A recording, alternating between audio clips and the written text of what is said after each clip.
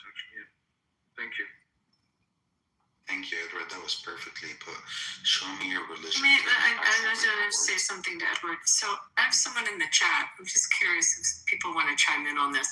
Edward, as we spoke about religion, and we grew up in different religions, but with a respect for religion and respect for religious people and people that have a moral compass that a lot of them learned in church or in temple.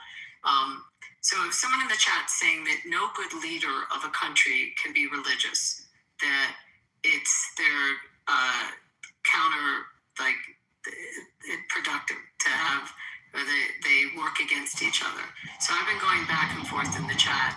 I reminded the person that JFK was a devout Catholic, Lincoln was a religious man, and trying to make the point that in our country, faith has served a very important purpose, and an important purpose to give a compass to our leaders. So I just wanted to respond, as Edward talked about religion, to the person in the chat that thinks that that's a bad thing. Abby, do you actually believe that then can be religious? Just ask me the question. I asked Edward the question. Yeah, exactly. Thank you. Abby, I agree with you. I think it's 53 or 54% of our three documents, okay, our Constitution, our Bill of Rights, our Declaration of Independence, is built on biblical foundation. So how can our leaders not? They actually swear on the Bible, and they try to uphold to the best of their natural human ability. Guys, we don't have robots in office.Ese are people. They have shortcomings, just like I have shortcomings. Okay, but all of us, there's no one perfect. I don't care what continent you grew up on. I don't care what country you're from. We all have shortcomings. And what I'm going to do is I'm going to hold my elected officials to the fire as often as I can. That's why, as an American, I have a right to vote. And you know where it comes from again? Come from Isaiah, guys, the book of Isaiah. Why do we have a jury system in America? It says you should be judged by 2 to 3 witnesses. We have 12. Why? Because we don't want anybody to just go somewhere and they're not actually guilty. So we have a lot of things that are based on biblical principles that's outside. And guys, I don't know if you know this, but for all the people that's not from America, our nation's motto is in God we trust, not in government. We also pledge allegiance to God. May I answer your question, Abby? Yeah, but the Pledge of Allegiance to God is not doing the work. Hold on, can I actually put this question out to some of the Americans that were in the room. I got you. A minute. Thank you. You got it. So, I don't have a problem with it. Go ahead. Hold on. The question was, because I was talking about our leaders, actually Vikings in the room, I wanted his opinion on this as well. I don't know if Viking, you awake? Or KK? I'm awake. I'm just kind of floored at some of the statements that have been made. First, our original model was E pluribus unum. That was Latin, and it was ascribed not from Christian faith, and the Constitution is not foundationally built in biblical sense. It's more of a lock, and several other creators who are definitely not Christian. But go ahead, So the person's argument is that it's counterintuitive to have to have someone who's religious as a leader. So I'm putting those comments out to the room. I've had many leaders that were religious that believe their faith ordained them. Al Moore was a very devout religious man in Vietnam. He became a full bird colonel. Probably the highest, like the most revered combat rank that you could actually get in the while being on the ground with your troops.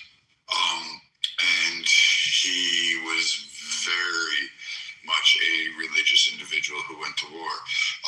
Desmond Doss, conscientious objector, won the Medal of Honor, fighting in World War II in this Pacific theater.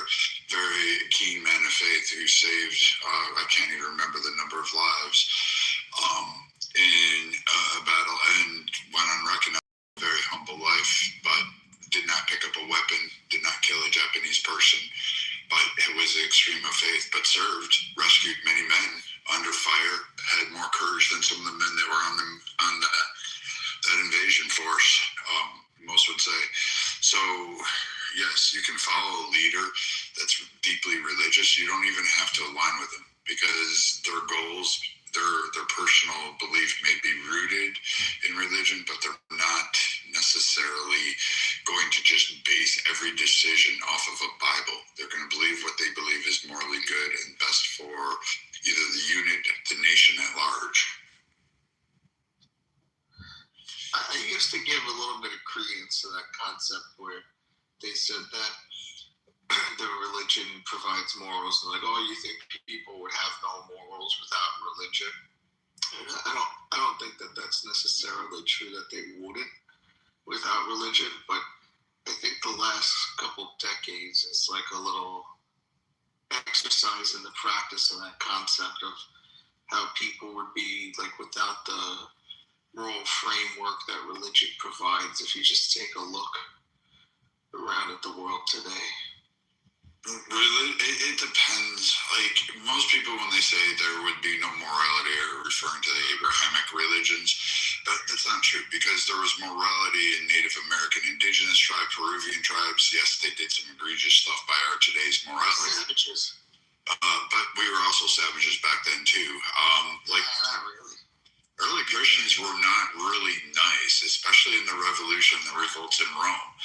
Slaughtering children is not a good thing. That was post-Christ. So, I mean, you really can't say that, hey, religion provides morality. I think it gives people a couch or a guise to kind of unify under essential morality, but governments can propose the same thing. And if it was just Christian morality, then you'd have to explain like the Norse, Russos, Mongolians, various Asian groups, Pacific Islanders, as well as native indigenous tribes. Like they all had different moralities, and some of their moralities would far exceed Christianity depending on the time and the era that people were in. I mean, we had a lot of presidents that were religious, and I mean, if you talk about the moral compass or what the foundation is, I mean, I think the argument is that my argument is it enhances if they come with that kind of background. So I think every politician likes to talk about religion as if they were religious. Politicians do that all the time. Just that doesn't mean that they are Trying to get vote. Lincoln was a religious man. Let me chime in here and say religious or not. They can't actually make decisions based on religion. I didn't say that wasn't the point. Wasn't making a decision based on religion, but What's the point then? the person's comment was that they're incongruent. If you're religious, you shouldn't be a leader. That was the point that they put in the chat. So that's what I was asking people to react. Politicians are going to use religion to get votes or get, I don't know, followers and stuff like that. Do you know much about Mike Johnson, Bandy? Do you know who he is? No, I don't know. Who's Mike Johnson? You don't know who Mike Johnson is? Mike Johnson is the Speaker of the House. He's an incredibly religious man, very religious, and didn't use religion to get elected. Religion is his very much in his core, and he talks about God a lot, and he puts God in much of what he how he speaks, how he works through Congress and trying to get consensus on both sides and getting the two aisles to, crossing the aisle. And he relies a lot on his religious background for that. You take a look or read a little bit about Mike Johnson and tell me. Well, you could take a look at Hoover, who believed extremely, and he was a devout Quaker. He was like really, he ruled from his religious purview under Quakerism, and a lot of that decisions and a lot of his policies and executive orders and his mandates ended up, I would say, leading to a cause of the Great Depression. Then you have Bashar, most famous recent case, I would say, devout religious ruler of Islam. He was an epic failure too, as well as a leader. There's plenty of leaders that were really devout religious characters, from Louis the 14th. You know, his deep Catholic ties that led to the French Revolution. You know, Marie Antoinette, let them eat cake. You know, you have a lot of these devout leaders that just have been abysmal throughout history, who believe that they were ordained by God or spoke to God or had God going through them, that they were the channels for God's greatness or whatever it would be. How can we personally make sure that that person was actually that religious? See, it's not even about religious. We've had religious people, Bandy, that are bad. We have religious people that are amazing. We've had people that are not religious and they were bad. And we've had people that are not religious and amazing. I'm not saying It's not about the disrespect, man. No, no disrespect. I'm saying it's not about being religious or not. It's how you apply it. But it's not incongruent, which is what the person was saying in the chat. We can never make sure that a person is religious. We can never measure their faith. We're just mentioning names and history and stuff. We would never be able to measure their faith. It's not our job to measure their faith. It's not our job to remember, measure. Abby, when you asked me about if I know a person that well, do you know Mike Johnson? I actually know Mike Johnson. Actually know him. So, and I'm not making it up. I met him when he first became the speaker, because he came out to my city. We had a conference, and it was the first thing he did officially in the role of being speaker. And he actually came to a conference of another religion that's not his religion to show his support. So I actually have met him, and if you'd like, I hate putting my own face these days because people are a little crazy. But I actually have a picture of me and Mike Johnson about 6 days after he became Speaker of the House. So yes, I'm going to answer, and I've heard him speak a lot. I really, really like his speeches. I am not Christian, but I listen to him speak about his God and his faith, and it is so inspiring. I find him to be a real man of faith. So yes, actually, I'm going to answer you in firsthand that I've had experience. I mean, we all knew who you were after the red heels. Yeah, thank you. So yes, the answer is Bandy, yes. You don't know your own I would recommend listening to some of his speeches. They're very inspiring. I do have one question since you mentioned Mike Johnson. I have a question about Mike Johnson. What would you like to know? He's from Louisiana. He's a representative from Louisiana. About your experience with Mike Johnson. Have you ever been able to measure his faith? And if you why would I measure his faith? I've listened to him speak and I've met him, and I found I would never measure someone's faith. That's not something a person should do. I just shared my experience. Like she's the arbiter of that man's faith. Yeah, Abby, you're supposed to test everybody's faith that you let me clarify, Bandy. Wait. If you're going down this pathway of defending faith, then you would have to give Hitler rise, because he invokes Christianity, Christians, Christ multiple times in many of his speeches. He'll pour a lot of faith. I would say he'd be the worst fucking leader under religious guys, but and the point he's trying to make is you can never enter somebody's heart and understand how faithful or they're not faithful they are. We hear politicians speak all day. They have shit memorized and they have shit right on paper. We've listened to you sip for the Muslims all day. I'm not talking about Mike Johnson. I'm talking about in general, because I lived in a country where people were supposedly religious, but they were not. They were fucking perverts. This is a religious man. Christian. Like, I'm sorry if you don't like it, and he's the Speaker of our House, but he's a man that believes very much in his faith, and I respect that. I'm sorry if that bothers you, but he happens to be a very, very... What point is that you can never understand, you can never tell if they're religious or not. So the point that was thrown in the chat is kind of useless, because they might come up and say, I'm a religious guy, I'm a bishop. It's not, it's too bad if you have a problem with the fact that he presents as a person that very much loves his faith and loves God, I mean, and he talks about it. And I just find what he's Christian or not Christian. It's getting over your head. Well, it's getting over my head. Yes. Why is it getting over my head to think the Speaker of the House is a man of faith? Why is that over my head? We're talking at a Like, you know what, Manny? I'm sorry. I'm sorry for you. Abby, is it hard to take criticism for a guy who claims to be a Coptic Christian but carries water for the Muslims and says they're peaceful people who persecute and murder his people and create pogroms against his people and burn their churches down? And he's like, the Muslims are very good. Manny, do you have a problem with JFK? Did he bother you too? Or you think he was fake? You think JFK wasn't a Catholic? I don't care if he's a Catholic or Muslim or Jew. That's not the point. The point is, I'm saying politicians in general lie. So ban these. JFK lied. You're lying. Oh, JFK lied about being a Catholic? Is that what you're saying? It's a concept. Probably, most probably, yeah. Yeah, you think so? If you are in a certain position in the government, you don't say you're not that naive. You can't be that naive and hold that position. You can't be the president of the United States or the president of a. Do you know anything about the Kennedys?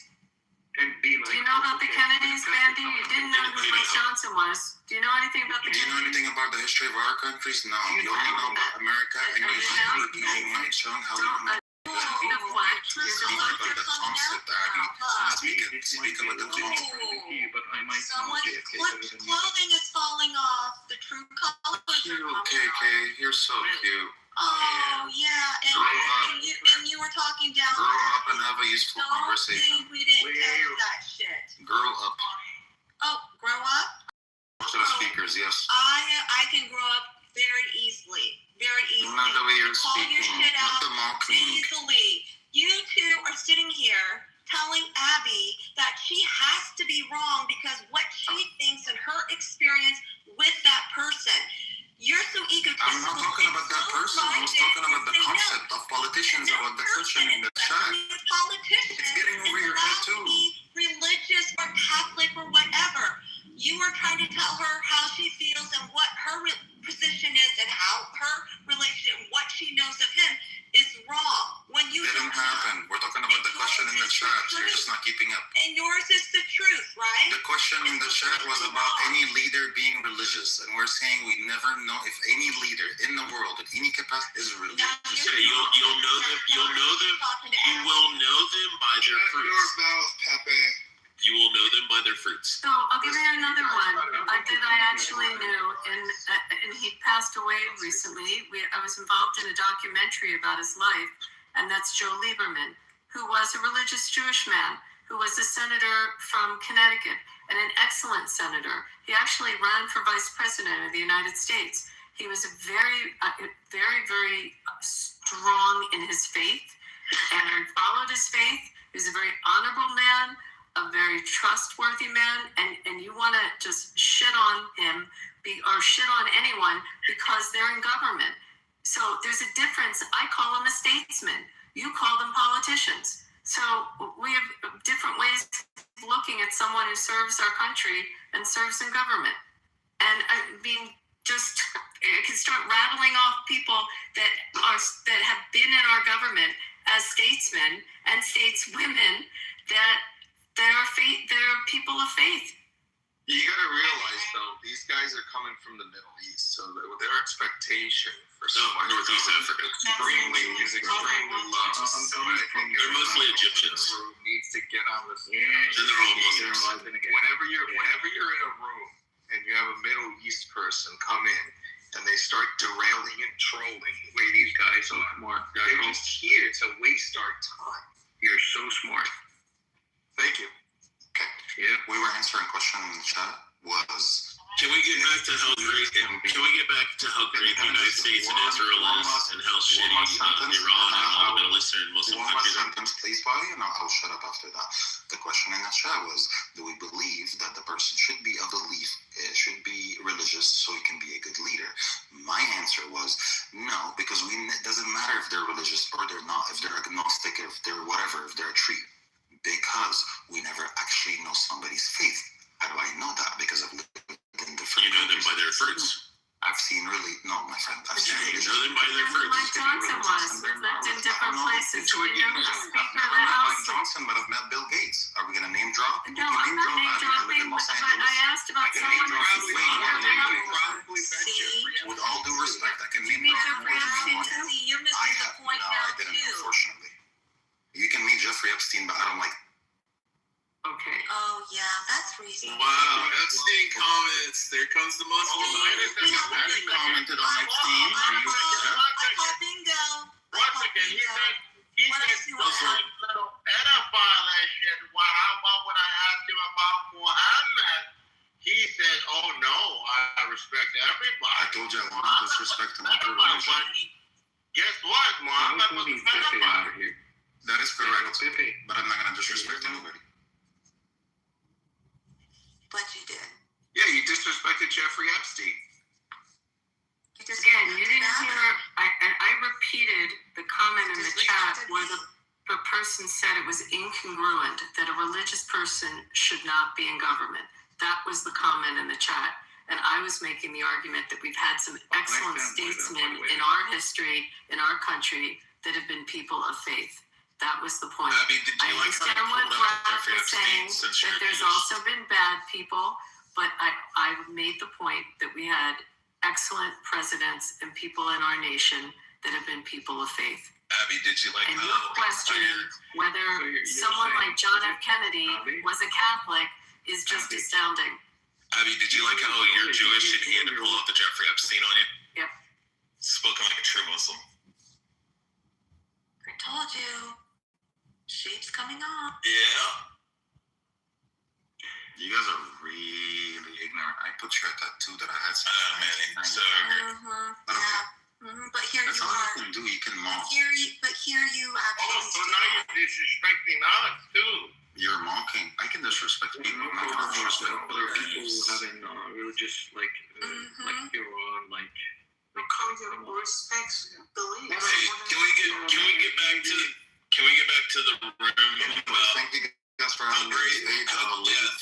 See you later, Manny. Thank you guys. I'll see you in We'll leave church them on alone. Sunday, Manny, okay? Yeah. No problem. I go to San Can we get back to how great the United States and Israel Church are? is San Mark's Church in Yeah, Beverly Manny, Hills. All the Muslim are countries you are. come? San Mark's Church in Beverly Hills. Are See you you on gonna Sunday. come? Yes, babe. They're every year. They're every fucking. Donald Trump is low-key Muslim, guys. Just so you know. Oh my God. Yay, the Muslims dead. Can I make a comment? This gentleman said that people from Middle East are, because they're from Middle East, They're terrorists. The Muslims are.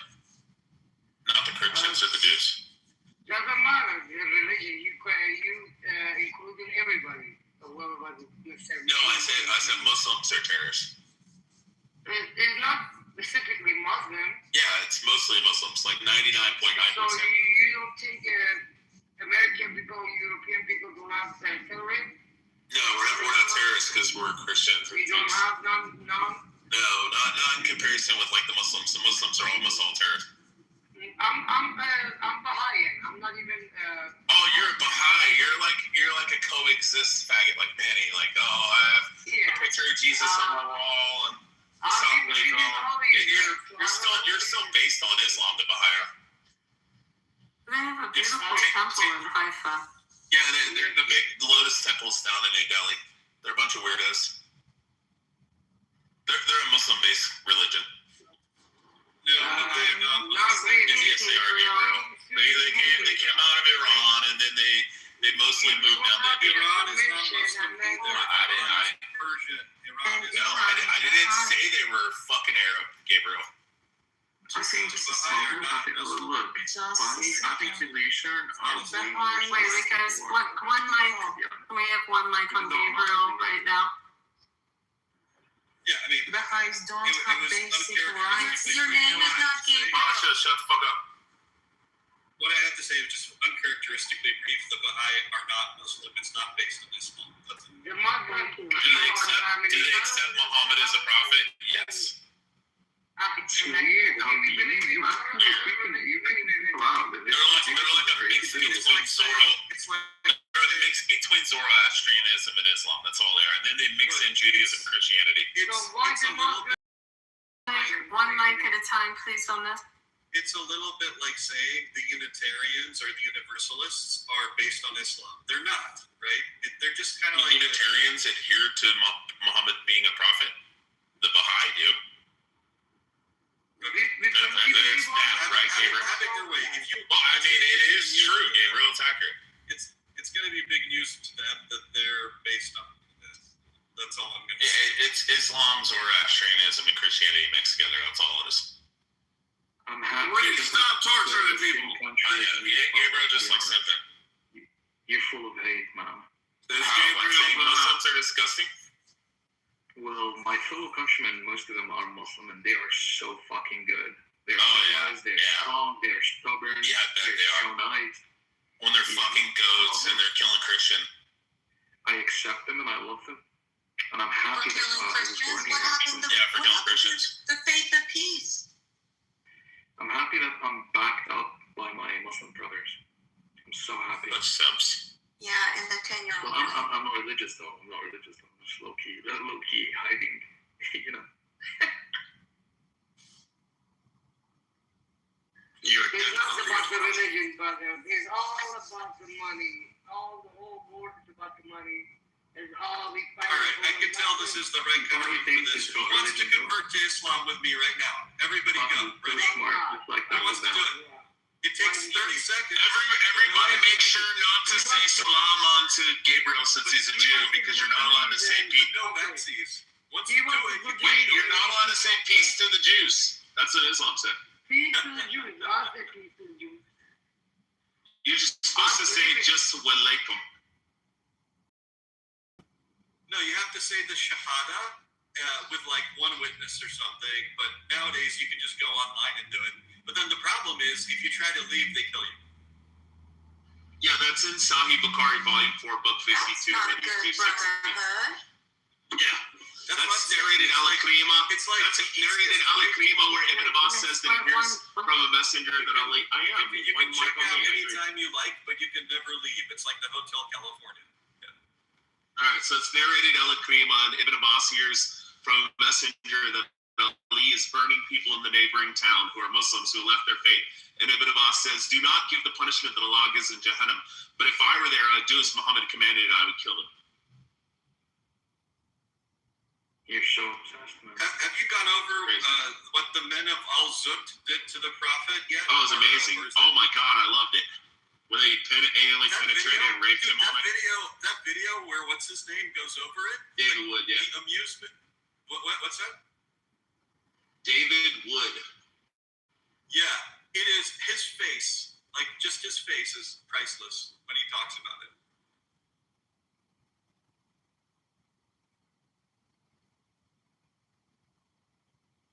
Yeah, so for anybody that's wondering about the story, Muhammad takes one of his companions out into the desert. He draws a line in the sand. It's probably a circle, and he tells his companion to stay here. And then he goes a stone's throw away, and then he meets with the It's the Diddy line. Yeah, the Diddy line, yeah. Yeah, and the Al-Zut men arrive, and they're these tall, dark-skinned, black, African-looking men with giant penises who never weaken. And then they ride Muhammad all night. They're supposed to be writhing in pain. Sorry, Hindu-Pakistani. Yeah, they're like Pakistani, Southern Iranian.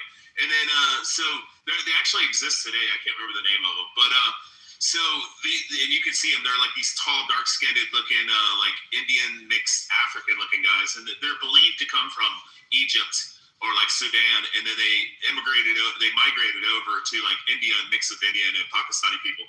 But they have these big giant penises who never weaken, and then they ride Muhammad all night. And then Muhammad crawls over.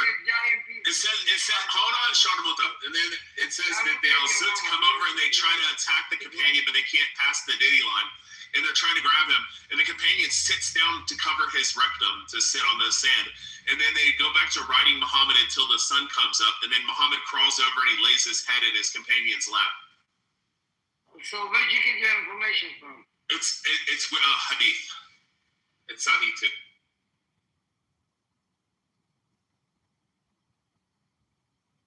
Hello? Hello. Whenever the story is told, there is usually utter silence. And on the other side of the silence are people falling over, dying, laughing, or incredibly upset, or just shocked. And there's like a giant O. Their mouths are forming an O. And then everyone starts furiously Googling Like Muhammad's asshole. And well, they Google Muhammad and the men of Al-Zut. And there's about a 5-minute like shocked silence after this story is told. Yeah, because they look up the hadith and they see that it's Sahih and they're like, holy shit, this is actually true. Why are you speaking to the language when everyone's speaking English? That's the question. Shut your Baha'i coexist that mouth up. Okay. Listen, don't disrespect me because Go to your lotus temple and pray. Sure. Alex, I do that. What do you do for a living?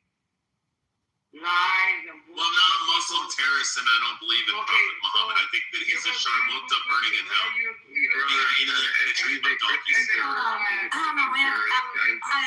I'm welcoming Ali to the stage. Hey, Ali, who speaks often in our rooms. How are you, Ali? What's up, Ollie? Can we? Hey guys.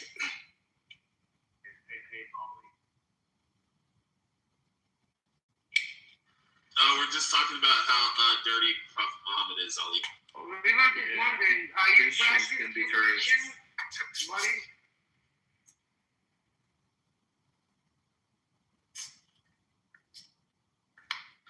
Terrorize the world through Christianity.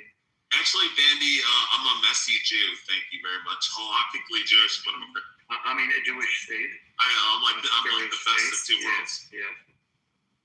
Question: do you practice? Every theology is Are you gonna ask about it's a terrorist organization, bro. Oh, here comes Poria. Oh, Poria, do you want to say anything about? Wait, Porius? No, you set it up, bro. You set it up, bro. The Al-Zut story is always fascinating, bro. This guy used to be fucking gang raped, bro.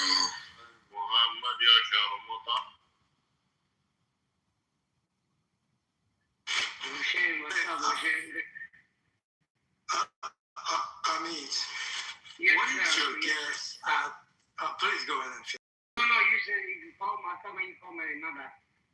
There was another story that Prophet Muhammad used to fucking rub Ali ibn Abi Talib's face on his chest hair when he was fucking young. When he was like fucking 13 or 12. And he was like fucking somebody young, or when he was like No. Imagine like rubbing somebody's face on your chest. Like he was young. You know? When he was doing that. Because he was fucking young too. And I heard that and I was like, yeah, that sounds like the man. Violence be upon him, Muhammad. Yeah. Is Manny still in the room? Fuck Manny. Manny left. He ran away. Shit. I invited someone in the room who's a scholar, a Coptic scholar that just came in the room, so I just wanted to have that dialogue, but You being drunk is haram. We're not going to deal with that, kiddo. And I'm like, I don't care. You know what I'm saying? Haram, hermaphrodite, all of them been in here tonight. You know what I'm saying? And you being a messianic Jew, I heard you. And you said all kinds of shit. Kingdom. And my grandfather he's been here. You're not allowed to. Yeah, exactly. I got the Black Hebrew Israelism covered too. It's like, hey, remember you black now, Raiders of the Lost Ark when he's kissing all the different necklaces and shit? I'm covering on all of them. I'm a Black Hebrew Israelite. Look, you gotta call more niggers than me in like a week. I don't know how that goes. Well, go ahead. So mute up for a second. Meet Coptic, wonderful guy. We share a lot of space with him. Brilliant man. And I really was hoping the other guy was still in here because we could have that dialogue. Oh, you're trying to have a Coptic off.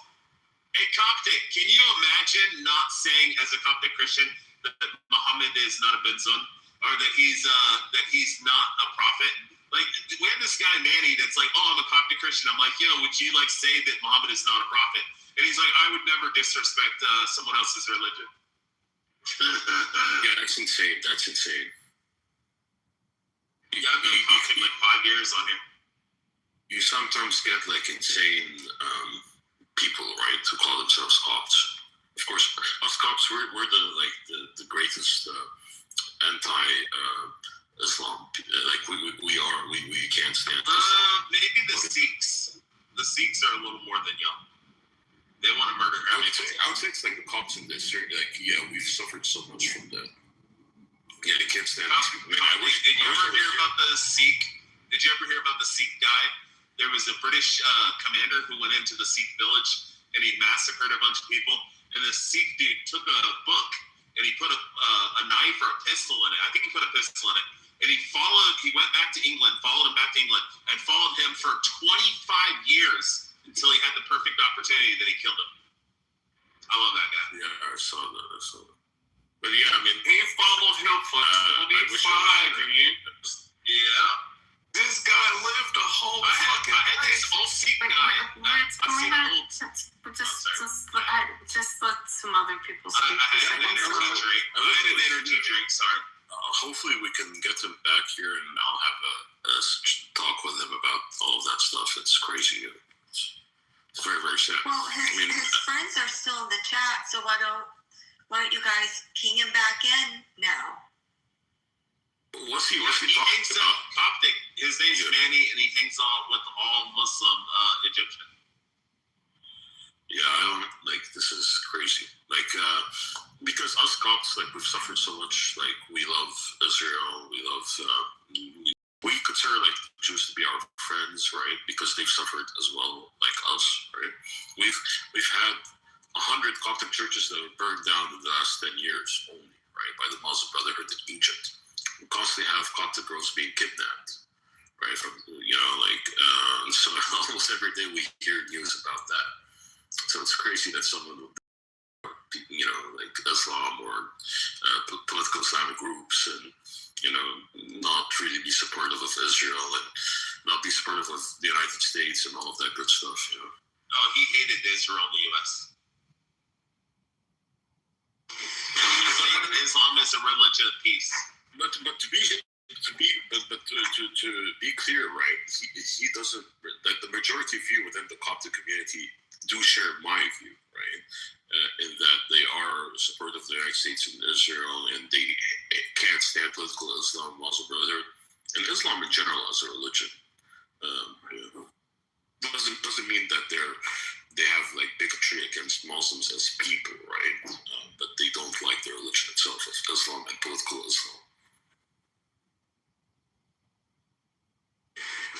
One thing that I've noticed, Egypt is stunning. The level of hatred, dislike, disdain that the Muslim, at least the one in the clubhouse, that perhaps could be representative of the majority of Muslims they have against West in general and US. Crazy, right? So what they point out, they will tell you in terms of the free sex, addiction to drugs, prostitution. Once they go through a litany of all of the horrible behavior of the Westerns, then they will summarize and saying that the West has lost its moral compass. It is depraved as a culture. So I have came up with a phrase. Now I call them Westophobic or Westophobia. Yeah, that's great call. Yeah, Westophobic and Westophobia. And this is again the reaction to when someone speaks anything, even a minor objection to Islamic menacing Islamic ideology, they are immediately called Islamophobic. And so I think that I'm going to use that this phrasing, Westophobic.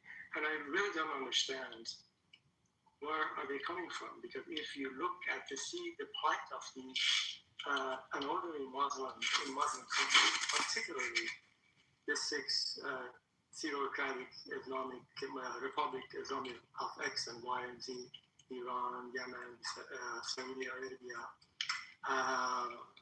Afghanistan. You see the plight of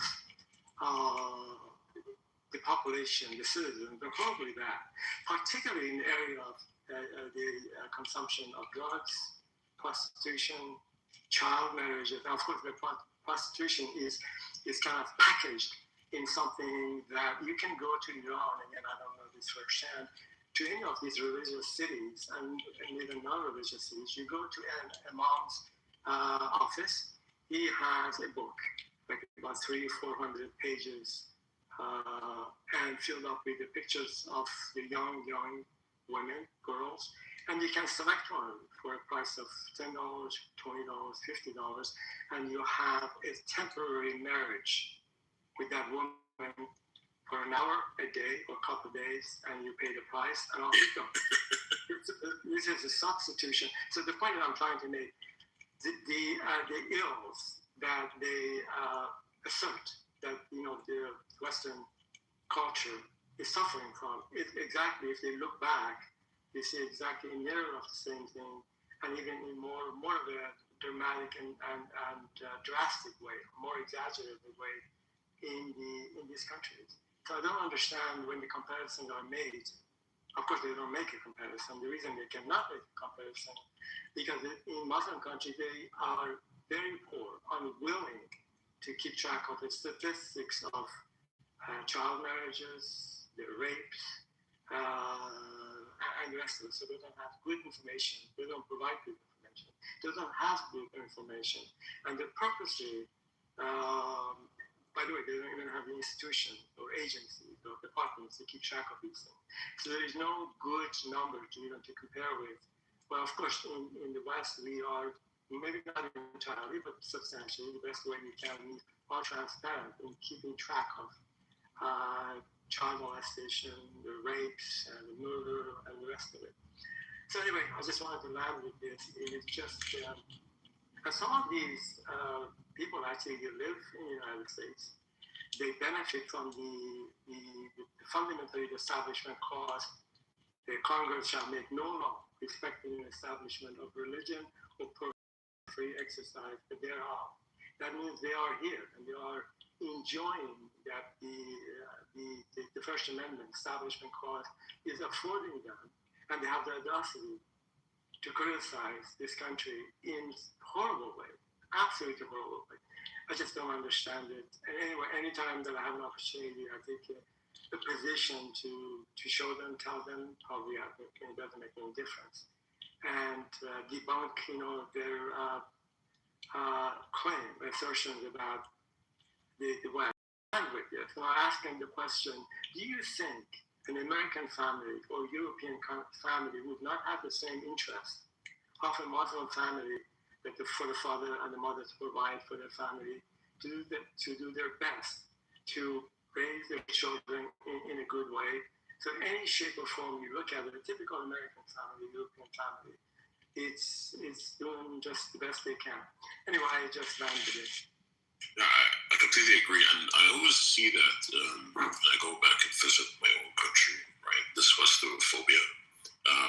But I mean, it does make sense once you understand Islam, right? Because the mindset that's founded in that religion is that it's Muslims against the world, right? And they view the West as fighting these Muslim nation countries, right? Especially like Israel taking over like Muslim land that used to be Muslim land, which is not actually true.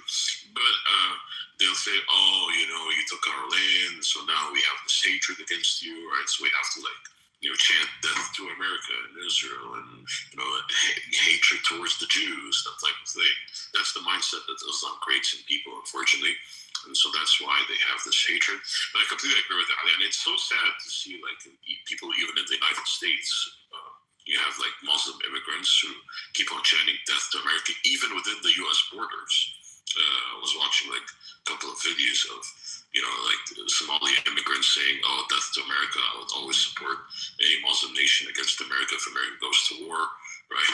And they have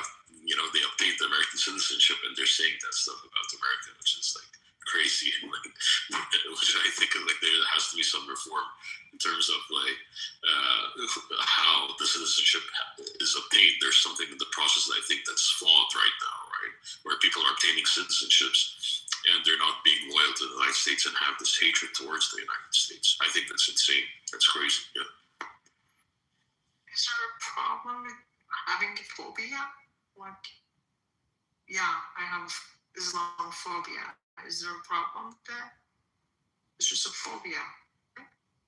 Actually, I don't agree with you, Max. I don't think it's a phobia. I don't feel like for that. me it is, because I was traumatized by it.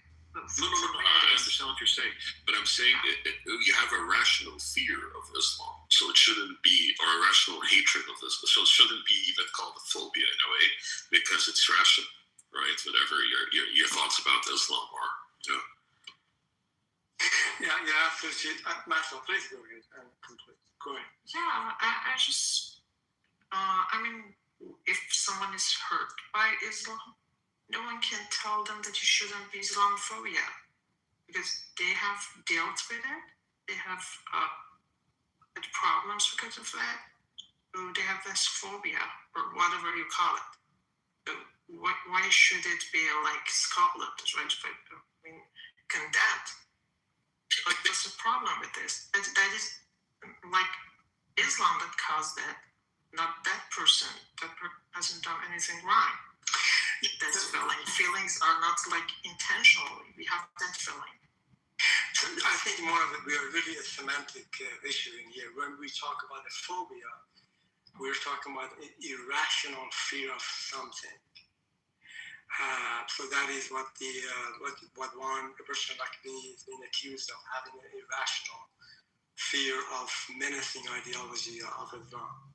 In your case, what you're suggesting, if you've experienced some trauma, so in a sense you're not Islamophobic, it's just basically your fears, your concerns, your apprehension about Islam, it's correct based on your own experience. I mean, justified. It's I think like the problem.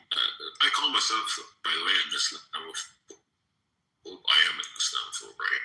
I do have hatred towards the religion, but again, a lot of people get confused and they think like when we say that we have bigotry towards Muslims, right? As people, and I always make the distinction between Muslims and Islam, right?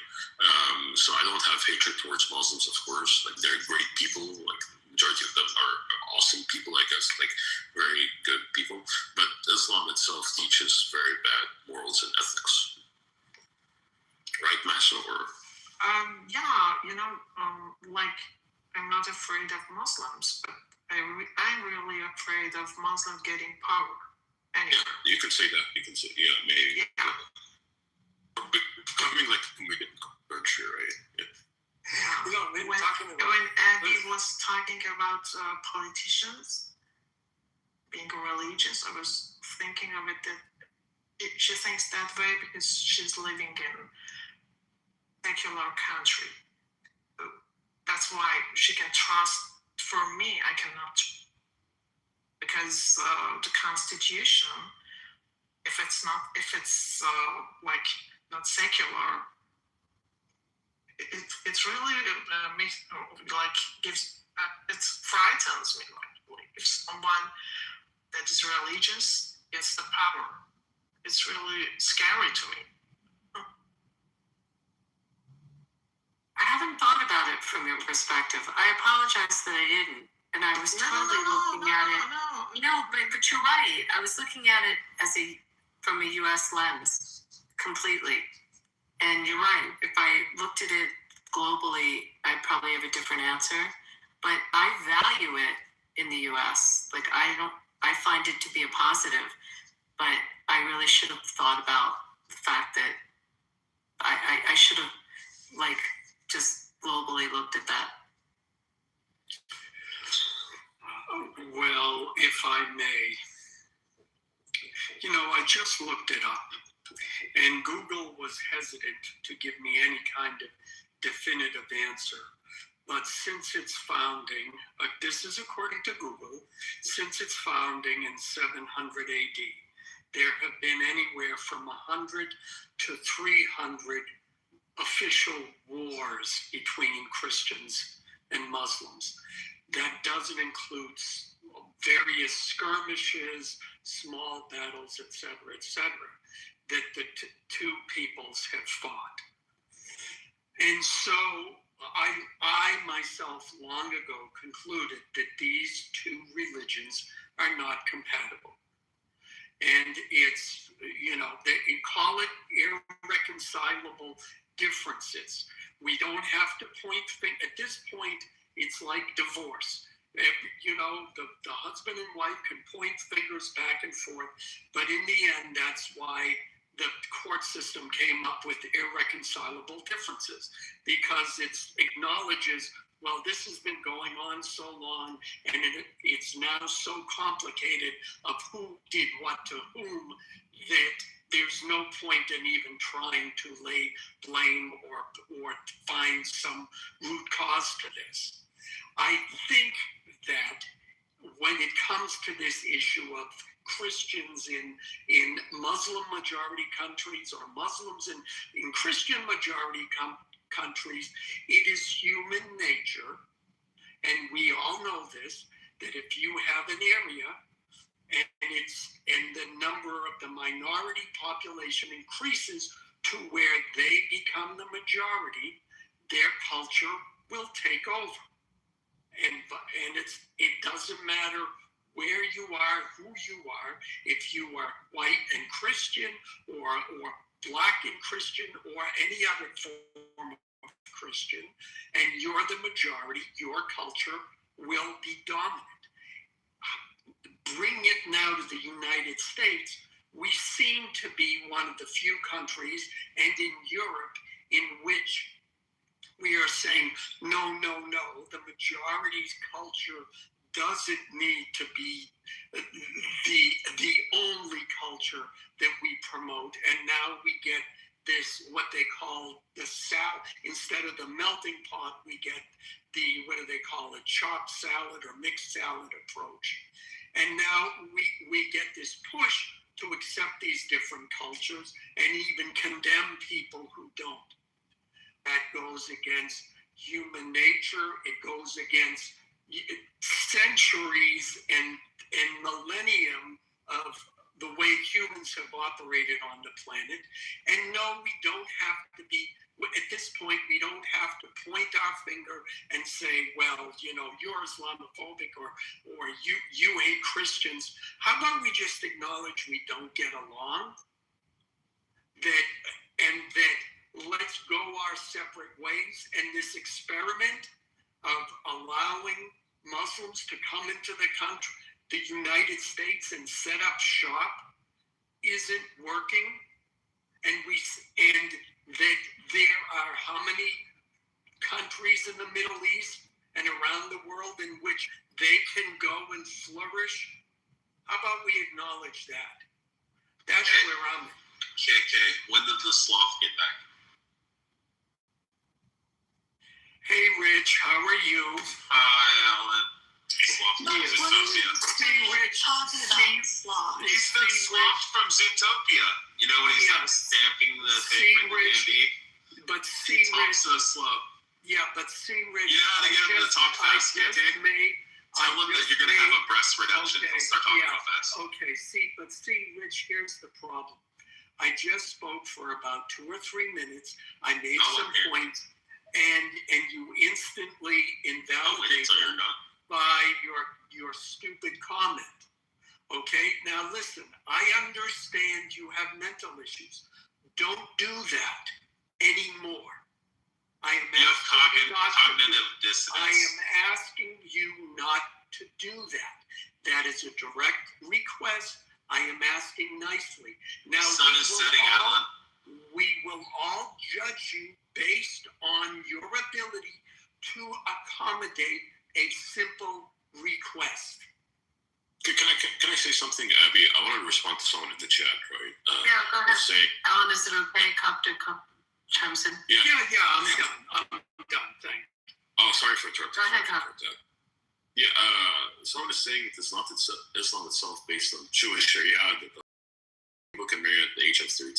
Yeah, that's not even true. You might have had certain views, but that's not representative of the Jewish faith. That's 13. And Amir, here's going to be something that's going to shock you to the core. Islam doesn't even have an age, so you can marry a 3 or a 4 or a 5-year-old. And your prophet himself married a 6-year-old and consummated the marriage when she was 9 years old, even before she attained puberty. So yeah, that's something that you should know about. And Amir, stop with these stupid comments, okay?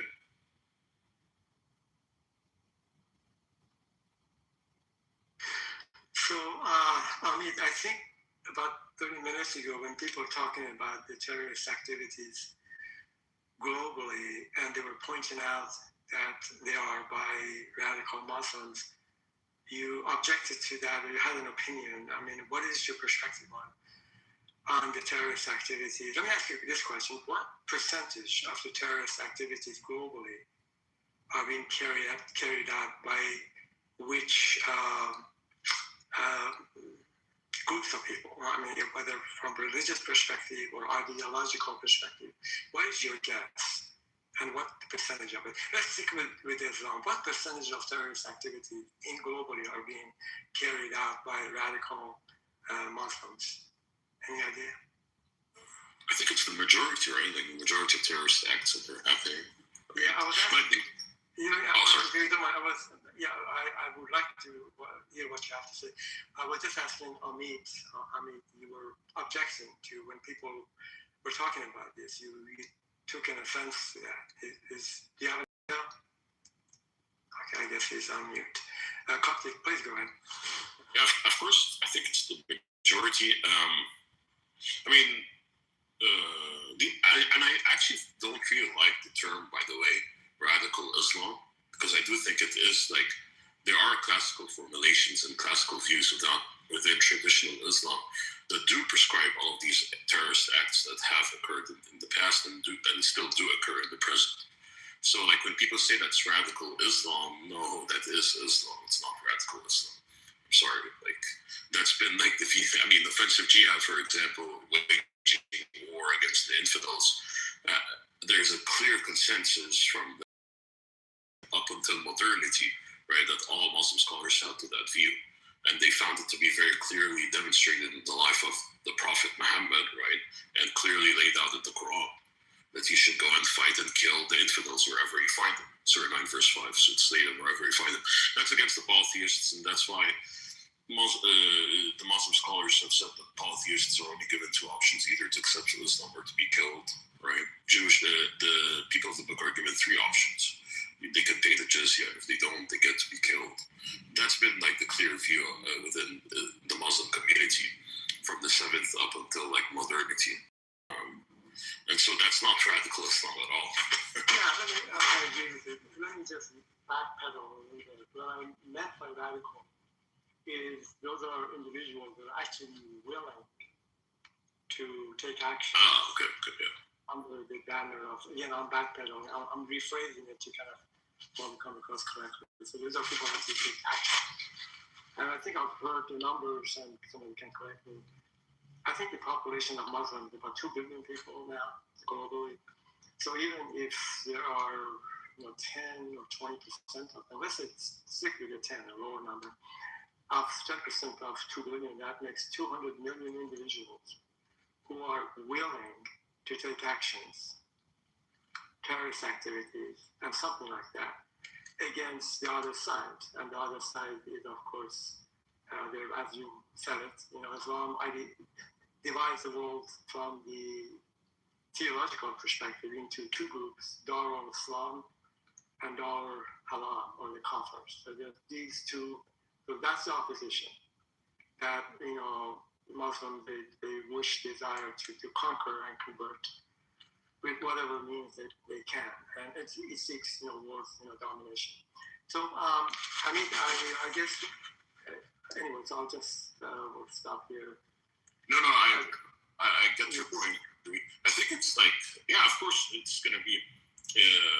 The vast majority of Muslims are not going to be able to act out in the ways that their scriptures tell them to, right? Because they're maybe afraid or they're weak to it, right? And of course, like the people who actually do it, who follow through, right, with the prescriptions that are found within these Islamic scriptures, are going to be maybe less than or what have you, right? But I think they going back to your earlier point, they are the majority of these terrorist attacks, I do think, come from these Muslims, right? Who these radical Muslims who follow through, right, and who actually take these commands seriously. Of course, there are like non-Muslims who do commit terror acts, but yeah, the vast majority are going to be from Muslims. Yeah. So there is a global organization actually keeps track of all of the terrorist activities throughout the world. Let's see if I can find it.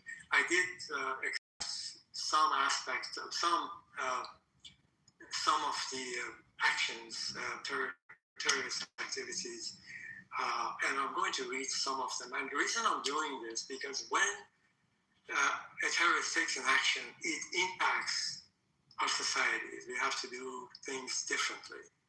For example, let me just give you a few examples, and you see, and you can imagine what the impact is in terms of the measures we have to take to make sure a similar terrorist activity is not going to occur. Here we go. The shoe bomber was a Muslim. The Beltway the snipers were Muslims. The Fort Hood shooter was a Muslim. The underwear bomber was a Muslim. The USS Cole bombers were Muslims. The Madrid train bombers were Muslims. The Bali nightclub bombers were Muslims. The London subway bombers were Muslims. The Moscow theater attackers were Muslim. That was 2 years ago.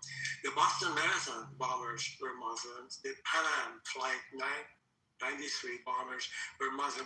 I can go down this list, probably 100 of these things. The Bombay and Mumbai, India attackers, and the rest of it. So what happens is when you have these sorts of activities, then we have to take the corrective measures to make sure that this thing won't happen. Hence, the security measures that we have to take at our airports and the rest of it. So, I don't know, I do appreciate he's here. Appreciate that, we have to agree to disagree, and it's not we will not have a marriage. If we did, it's going to be a divorce. But the point is, they're among us, and I'm not saying this in a kind of alien people among us. The ideology itself is with us. And I'm going to land with this. I'm going to give you a quick example. I was in a room that actually, a man, he's a doctor, and he had these rooms against how wonderful Islam and Islamic ideology is. So he posed a question. I was not on the stage, I was in the audience. He posed a question to people in the audience. He asked the question, if you were the leader of the world, what are the actions you would take as a Muslim? So here's a couple answers. One said that I would not allow any sex outside of marriage for anyone. Nobody can have any relationship with anyone unless you're married. If you are caught doing it, of course you're going to go to prison, and you have some draconian kind of punishment that he said. Second, he said that was another individual. He said, if I was the leader of the world, I would make sure that young people, as soon as they are graduating from high school or just about to graduate, above age 16, they must get married. If you don't get married, we'll give you 3 years to get married. And if not, then we do X and Y and Z. You see, they're stunningly naive, ignorant, and they lack any kind of compassion or understanding about human behavior. So this is, these are, by the way, the people I'm talking about, these are the bright ones, forgive my language, not the dumb ones. So here's what you get. So if they had the world domination, and if had the Islamic ideologies, and the Sharias, and the rest of it, one could, pretty easily, see, what kind of world we were going to have. It would be, a hell incarnate on the earth.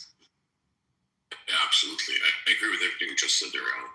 So what do you think that should be like the solution in terms of like public policy, like in terms of policy in the United States? Like how can this be combated, or what steps should the about this. Yeah, really, conflict. I thought about this about, and I wrote something down. I'm just going to find this in terms of what are the actions that would be good to take to keep this menacing Islamic ideology at bay the best we can. And anyway, so let me just give you a couple minutes so I can find it. Yeah, and Ali, while you're looking for that, I would recommend you watch a movie. It's called The Lobster, and I forget, Rachel Wise is in it, and I forget the male star in it. I think it's Russell Crowe, but I could be wrong. But in that movie, when you reach a certain age, you have to get married, and if you don't, they transform you into an animal. So it's like, okay, you're not married. You get to pick the animal you want, but you get transformed. And the protagonist of the movie chooses to become a lobster. But it's interesting because there are scenes where people are meeting and they're all trying to negotiate with each other as to well, look, I will do this, and yeah, I'll give you all the sex you want, because everybody's desperate to get married because they know if they don't, they get transformed. It's a brilliant film and extremely disturbing, I think. But yeah, that's that's a interesting take on what you just said. Yeah, thank you for that. I can't find it, but I can tell you this. I think when a Muslim wants to come to the United States, and I will be saying in Muslim countries, of course, if under the right condition, and if they have the permission, they can come in. But we should tell them, look, if you are thinking about assassinating someone who actually wrote a book about your religion and criticizing your religion, you're not welcome here.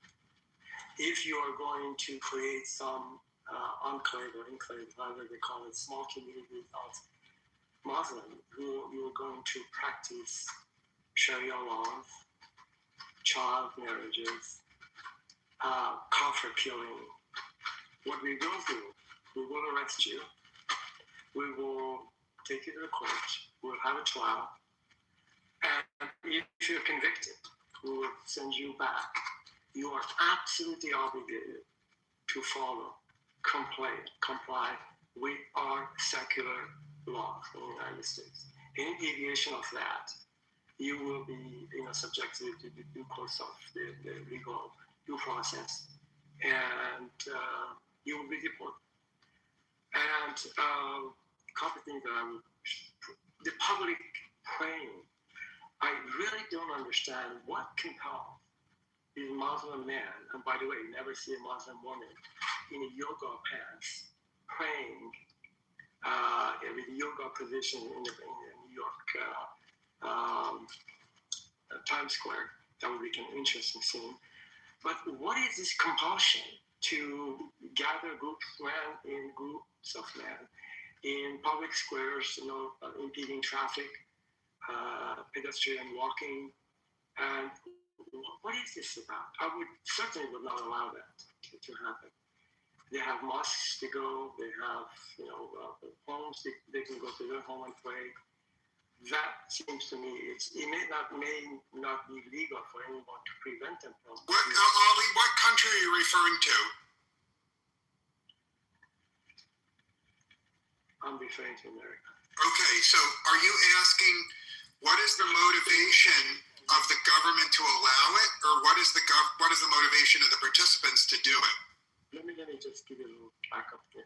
So Kaftek was asking me if I perceive Islamic ideologies would be menacing and disturbing. I'm getting distracted here. Give me just 1 second, I'll be back. We're talking about what measures we should take in a secular countries to to impede some of the Islamic. Okay, so I have an answer for you. So there's one politician in the world that has answered this question, and I would implore everyone in the room to Google him. His name is Rupert Lowe, and he is running for Prime Minister of Great Britain, and he has said the burqa banned and this public intrusion will be banned, and religion will be a private thing.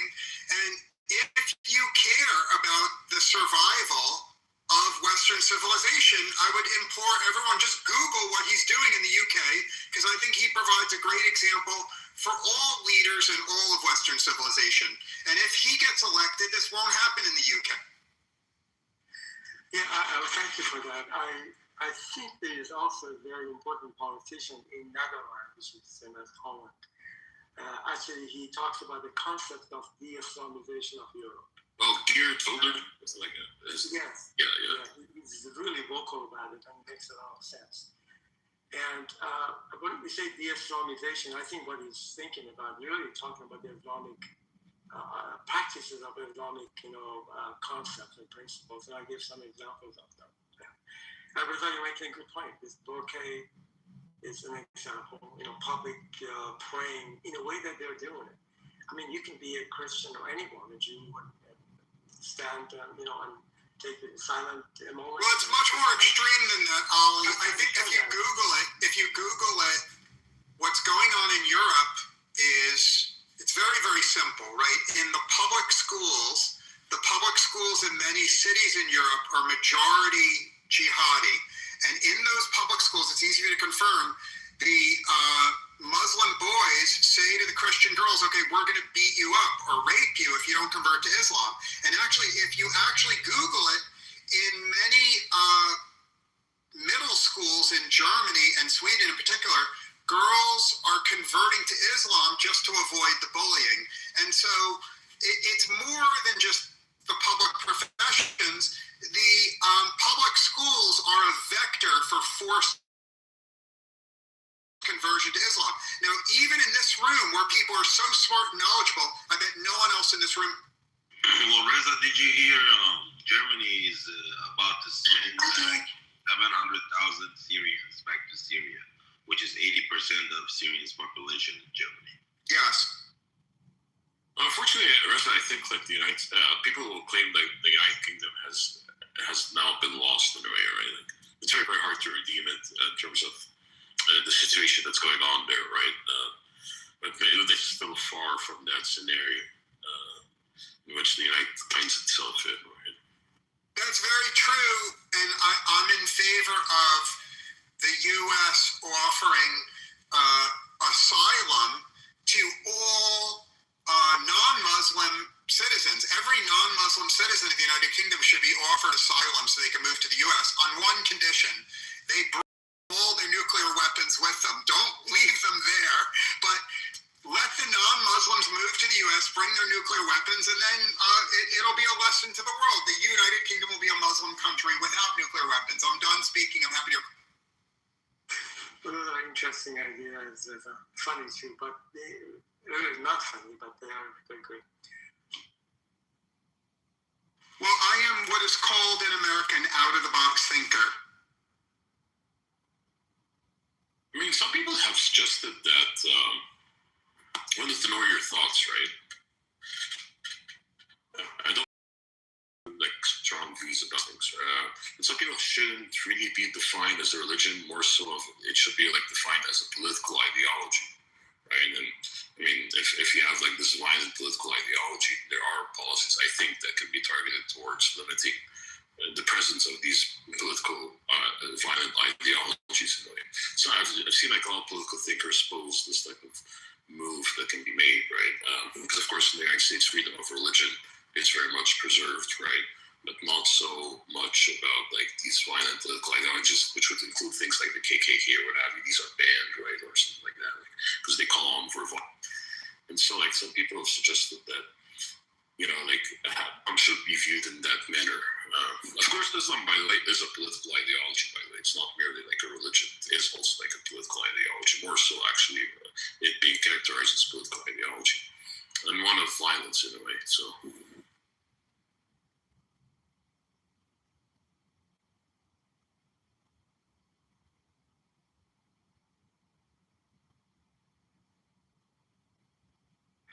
Coptic, I think, Bevel, part of the problem is majority of people, I would say 90% of the Americans, and perhaps to maybe a lesser percentage of Europeans, they really don't understand this ideology. They have no clue.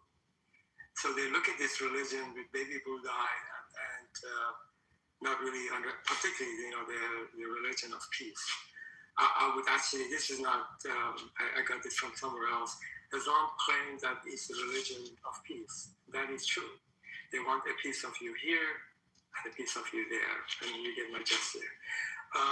So people don't understand really much about this religion. And I find myself obligated at the minimum to provide some information about the Sharia laws, and fatwas, the propagation and propagation of the child marriages, the life of the Muhammad himself, and provide some level of education and understanding so people can hear Islam and think about Islamic ideology. They have better information about what are dealing with. So I think that would be, just from my perspective, I think that is why I participate. And I go directly to, Muslim rooms. And I'm hoping that there's some people in the audience who are genuinely interested to understand what is going on. Then they hear a perspective that is not aligned with what they are hearing from the Muslim believers on the stage. We had one of them earlier in the room. He was from England. I don't know if Alan remembers. Alan was in the room, right? Yeah.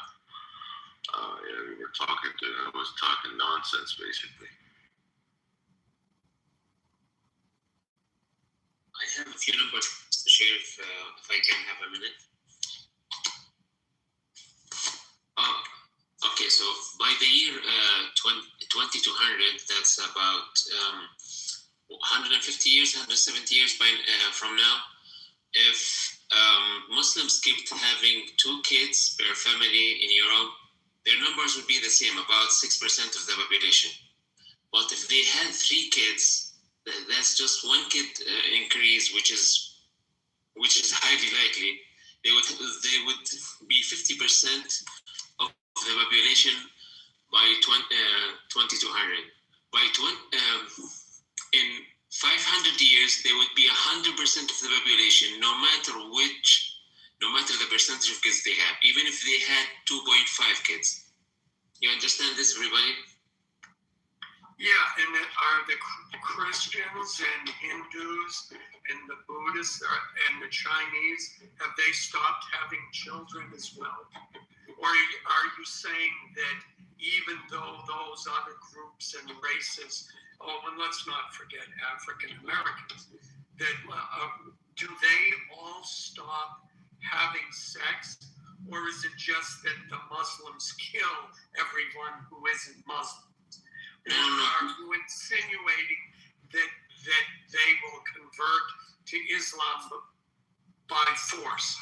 How is it that 100% of the population becomes followers of Islam when we can even look in nature, and even when and we look at ecosystems, even predator species do not completely dominate an ecoregion. So how is it that Muslims will somehow be 100%?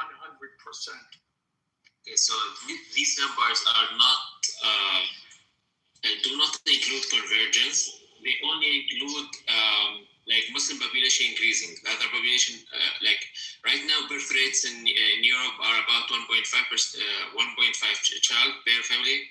And with this assumption, we're assuming they have 2 kids too. So what happens with time is that the European population stays the same, but the Muslim population grows, and the more with time you go, the percentage increases of Muslims compared to Arabians. So this is counting zero conversion. This is very conservative numbers here. Okay, what does that mean? What's the point? cares? Like, I don't understand. What the hell are you talking about? He's talking about Muslims gonna take over. Yeah, it's an effort. But like, that's not realistic for the United States. Yeah, I get it, Europeans. You guys are scared of enforcing immigration laws, but here in the United States, we do that. So this just sounds like silly fear mongering. Yeah, Europeans were very soft. That's why this happened to them. They were too soft. No, but bro, whoever's talking all this Muslim stuff and said, what are you trying to say we should do about them increasing their numbers? Like, you're just saying that that's going to happen? Even if you threw 700,000 Syrians from Europe, it will not solve the problem. You need something. Well, what do you mean solve the problems? What I'm trying to understand, like that's going to happen, right? If it just continues on this track of people having 2 or more children or whatever you said. I'm not talking about the US, man. The United States have 1% population Muslims. No matter what happens, it will not change. I'm talking about Europe, so they need to change their policy in a major way. No, you were talking about the entire world. You said like 50% of the world. Did you not say that? No, I'm talking about Europe. Okay, so something about the population becoming 100% Muslim. I don't know. This just sounds ridiculous to me. What do you think Europe should do? Oh, I'm sorry. No, you go ahead. I'm sorry. Were you guys talking about something else? I saw somebody was putting something in the chat. School shootings or a church shooting? Did I miss something here? Or somebody's just writing random stuff? I think it's random stuff in the chat. They were talking about religion. Okay. Well, I've seen in my state they're proposing. I'm in Michigan, and recently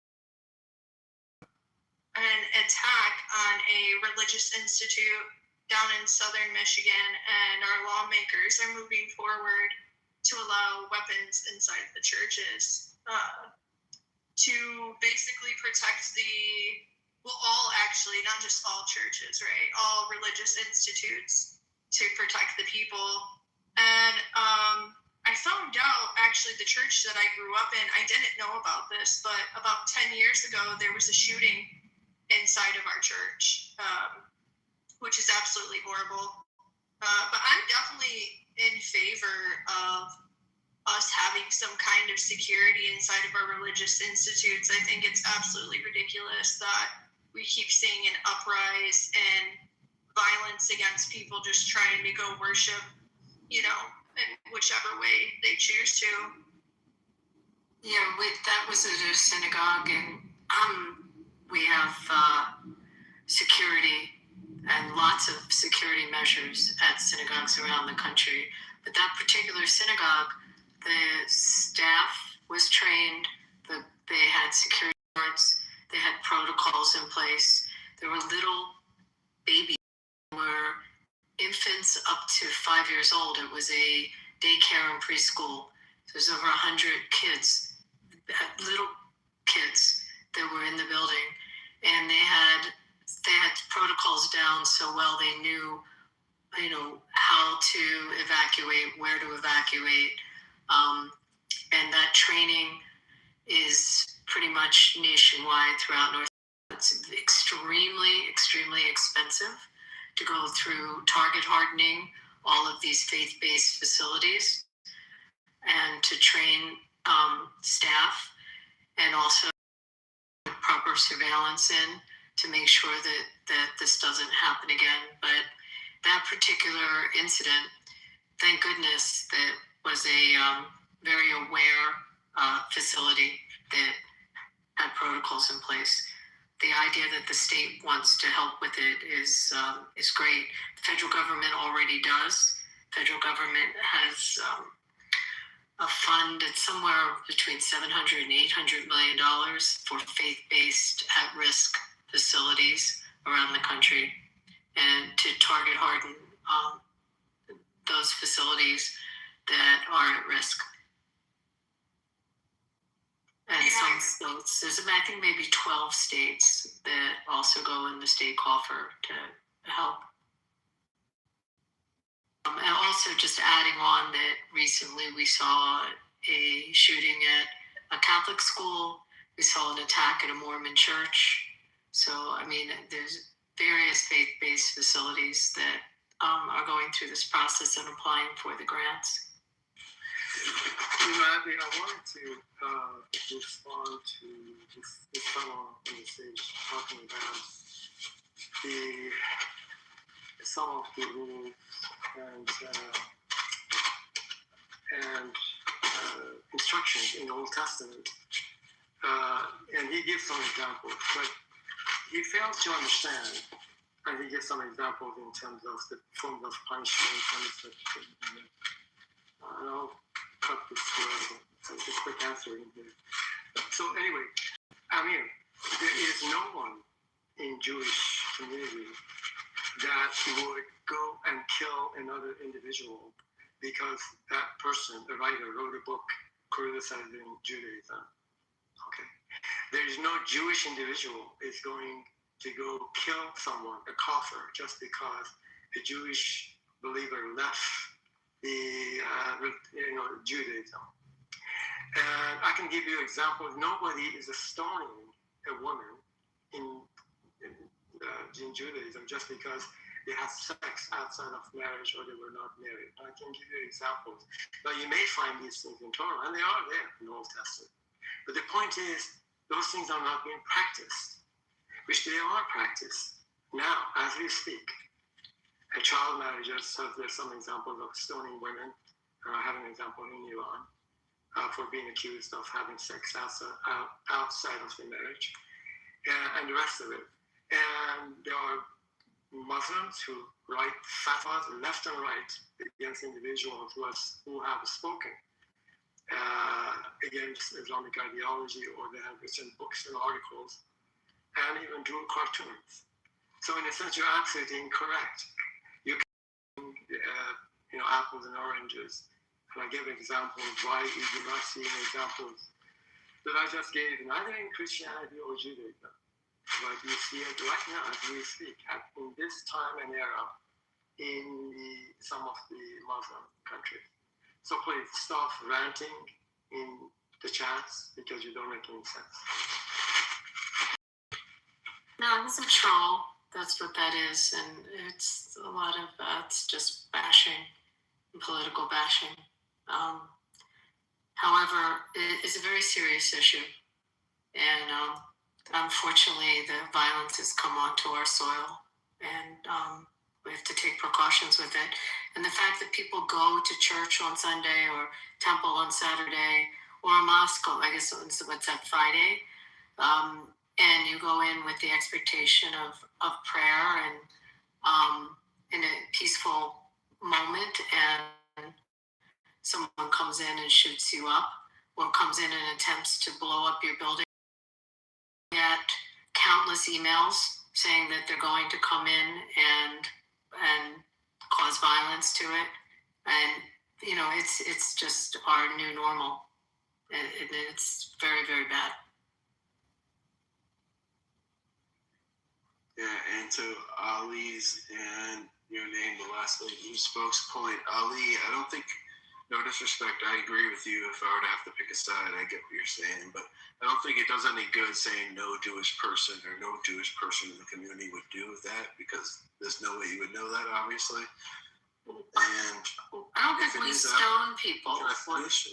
Yeah, but I mean, I'm just going to... No, obviously, maybe stone people isn't the most extreme example, but whatever he was saying, he didn't say stone. Like he said, like people if they decide to he said if they convert read a out book or something, no Jewish person would. Yeah, he was talking about. No, he was talking about. I'm going to confirm so you understand what he was talking about. He was talking about Solomon Rushdie. That's what he was talking about. I think.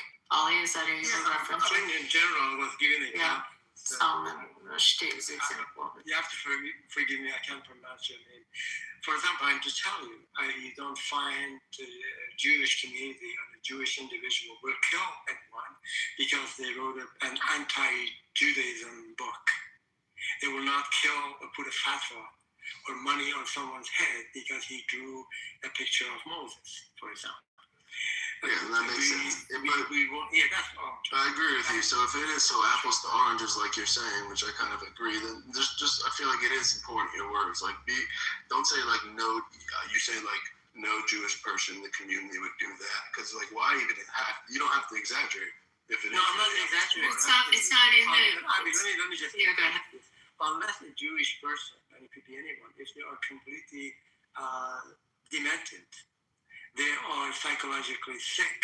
I mean, people do crazy things. Yeah, and they could be Jewish. So some Jewish people can do that. It's not a big deal. I don't think a Jewish individual on principle would go ahead and kill someone. Yeah, and then to the other woman's point. We don't have honor killings in Judaism. We don't have honor killings. We don't have honor killings in Judaism. Yeah, I understand that. To refer to like the Islamic religion as that is not fair either, because the majority don't support like the radicalism, although it is like there's so many. I hate to break it to you, you're not correct.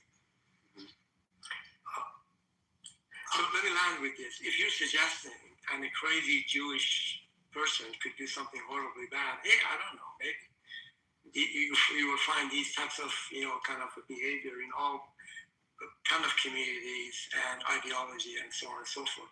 But in the principle of Judaism, the way it's being practiced right now, people do not engage in those types of activities, period.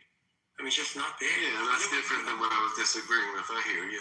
Well, let me make it very simple. There are, in every religion, there are crappy people. There are mean people. There are evil people, and they do evil things to other people. We understand that about human beings as a species. But let us look at the core tenet of Christianity and the core tenet of Islam in terms of the noble act, which both consider noble, which is self-sacrifice. And let us look at what their prophets did and say about it. Jesus allowed his enemy to kill him and only him so that others might be saved and be allowed to enter the kingdom of God. That is the core tenet of Christianity. Now, I would argue, and Ali, maybe you can correct, since I know you know this, maybe you can correct me if I'm wrong. But in Islam, the self-sacrifice is you kill yourself as a martyr while killing your enemy, taking yourself and them both out. That's a very different outlook on the idea of self-sacrifice.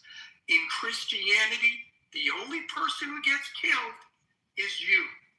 In Islam, you kill yourself and you're blowing up or killing 5 or 6, or in the case of 9/11, say 3,000 other people. And I think that is at the core. So you can argue, well, this guy did this, and Bob the Islam did this, and Joe the Christian did that, and I'm trying to think of a good Jewish name. Give me one. I can't. But the Jewish person did that. You can always argue that point. But if you go to the core of those two religions, you find there is a stark difference. And that goes back to what I said earlier. The two beliefs are not compatible, and we should stop pretending like they are. That doesn't mean we have to be mean to people. That doesn't mean that we have to, scream and yell at each other. But a simple acknowledgement of that and a public and immigration policy based on that, I think would be far more sane, far more rational, and far more humane in the long run. Yeah, I fully agree with you. To put a little bit more flesh on the on here in terms of our discussion, let's just quickly compare, Muhammad to Jesus in terms of the messages. The Muslims claim Muhammad was a perfect man, and every Muslim's wish and desire is to act, behave, say, think, and do as Muhammad did. But a simple comparison between the two men, if you were going to select to follow a spiritual leader, and I'm an atheist, I'm not a religious individual, but looking at these two individuals in terms of the messaging, as far as I can tell, if you had to choose, it seems to me Jesus would be by far a better choice than Muhammad, purely on his behavior as a human being. Not perfect, but by far better than Muhammad. As far as I know, Jesus never shed blood. He never harmed anyone. I don't think he killed anyone. Never, started a war. Fight. Never married a child. Never had slaves. And as far as I can tell, never engaged in polygamy, etc., etc. And so his teaching predominantly, according to Christians, was about love, kindness, and forgiveness, which I can contest to some degree. I'm not going to do it over here. But so you compare that, everything that I said Jesus did not do or did, Muhammad did and did not do. So in a sense, from a spiritual leadership perspective, if your aim is love, compassion, forgiveness, it seems to me Muhammad, Jesus would be far a better choice. And this is the argument that actually Muslims make in terms of proving Prophet Muhammad was none like him. He is the most perfect and the only perfect human being.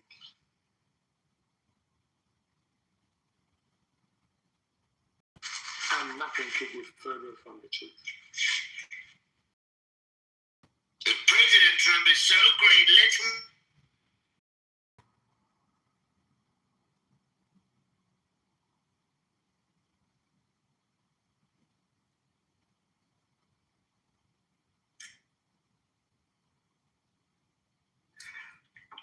By the way, Abby, if you are there, check out that link to that YouTube channel I was telling you about. Oh yeah, thank you. There's more. Every day he reviews the court filings all over there. No, it's great. I saw that. It's excellent. It got me nerding out on it.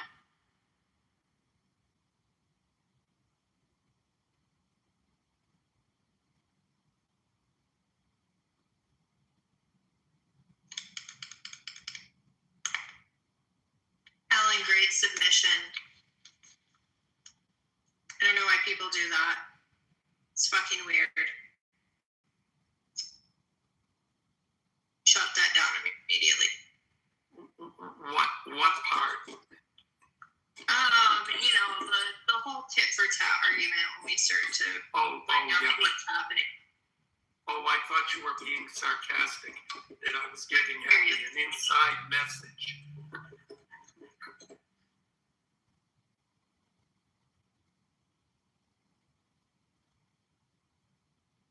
Concerning, like, this is not what I grew up with, I'm not used to seeing this kind of shit, and I don't want my country to turn into a country where this is a normal thing. What are you talking about? You want to let all of us know or no? Started at the violence. Yeah. The terror attacks that have been happening to our religious institutes across the country.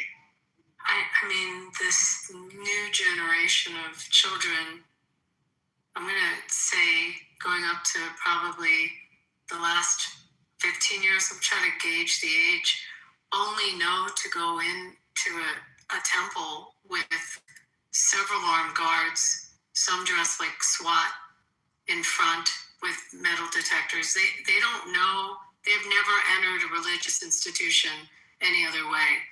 I mean, it's just kind of strange to think about it that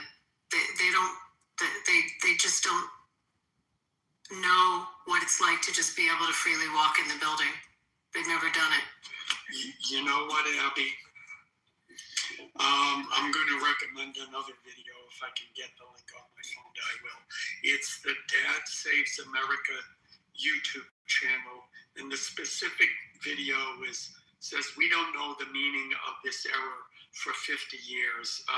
He's interviewing Arthur Brooks, and one of the stats he brings up, which people forget. I think it was the late 60s, 70s. There were over 700 domestic terrorist incidents in the United States. I think in a year, it might be for that error. I'd have to watch it again to remember. But even if it's over, 5 years, that's still a huge amount. And guess who committed the majority of those? It was the left.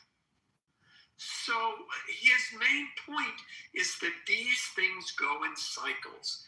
And what we're seeing is now the pendulum swinging back from the hard left progressive stance. Sadly, I think we're not done with all of this left-wing political violence, which has outpaced right-wing political violence for the first time in a number of years. But yeah, it sucks that this is happening. And Coco, I get it. You don't want to live like this. No one should have to live like this. But these periods of this kind of unrest is not unprecedented, not only in the United States, I think, but throughout the world. And it's something we got to go through. I think what's different now is, actually, I was going to say I think it's different because we have our era of social media. I mean, the visibility of these incidences is greater. I think that's true to some degree. On the other hand, back when before television, families sat down and listened to the radio. So you were still getting news, and it could be just as impactful. So I don't know. And that's not to say, and I've said all of this not to say that it makes anything better or makes it suck less, but just to say that here we go again. Yeah, I'm glad there's action being took towards this on behalf of the state. I think we should do this across the United States. Well, we have, but your governor is, proactive about it, which is great. But the federal government did something. I forget when the grant program started. Started out, it was a couple $100 million, and the needs, across the country were pretty significant. What's the irony is that when they do the awards, states that don't have high statistics of crime and threats, those institutions, don't get the grants as readily as places where there's just a higher statistic on it. And it's a bit political, the different members and the senators jockey for position for their states. But I gotta believe where you are, there's not a problem. Like I would think they'd probably get a pretty big allocation there.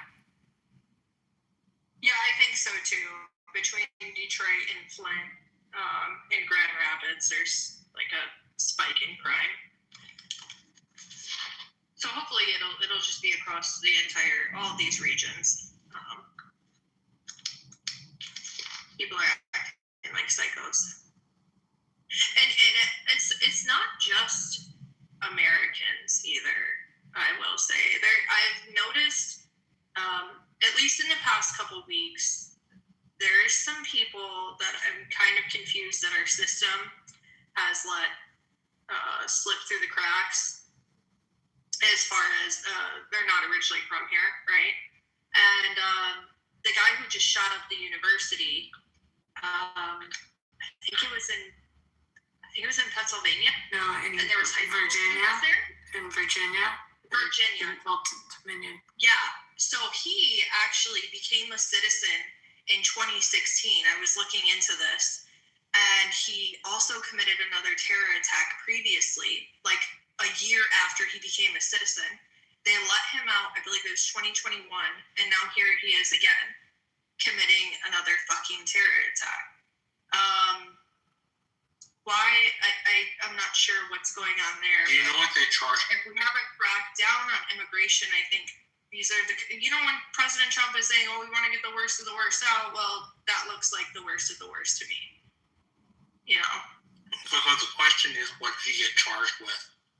Did he get charged with domestic terrorism, or did he get charged with something like assault? Pretty sure after this one, it's probably domestic terrorism because it was on a university. Let me check back into it. What his original, his Is he alive? Did they? I think take him out. One in Virginia.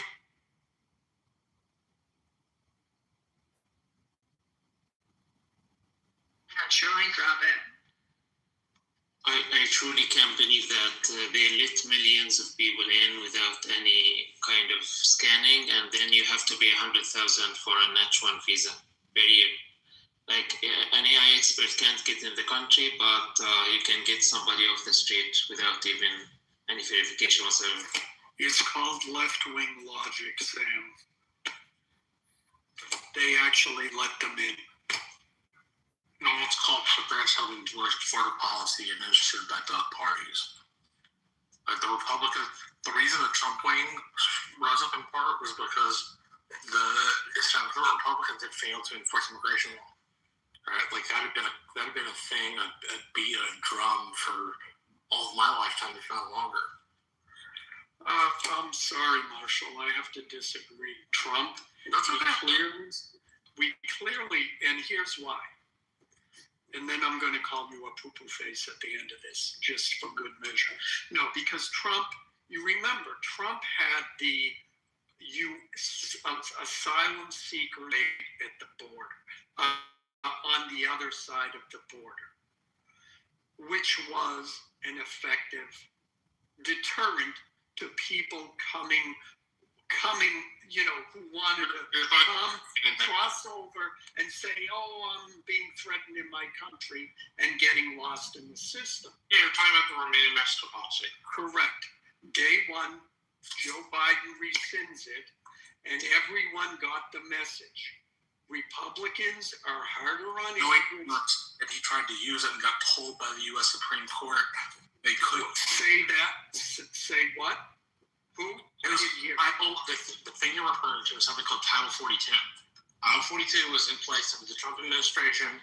Biden tried to keep it in place under his administration. And the appellate court said, no, you can't keep Title 42 going. It's not a pandemic any longer. Why couldn't they keep it going when Trump had it going? Because it wasn't an emergency any longer. That's what the court judge. Would you like me to look up the case? So you're saying it wasn't Biden's fault, it was the court's fault? Yes, there was a judgment made by the court. And which court was this? Which we were longer under. Yeah, I think you're trying to pin it on one court ruling.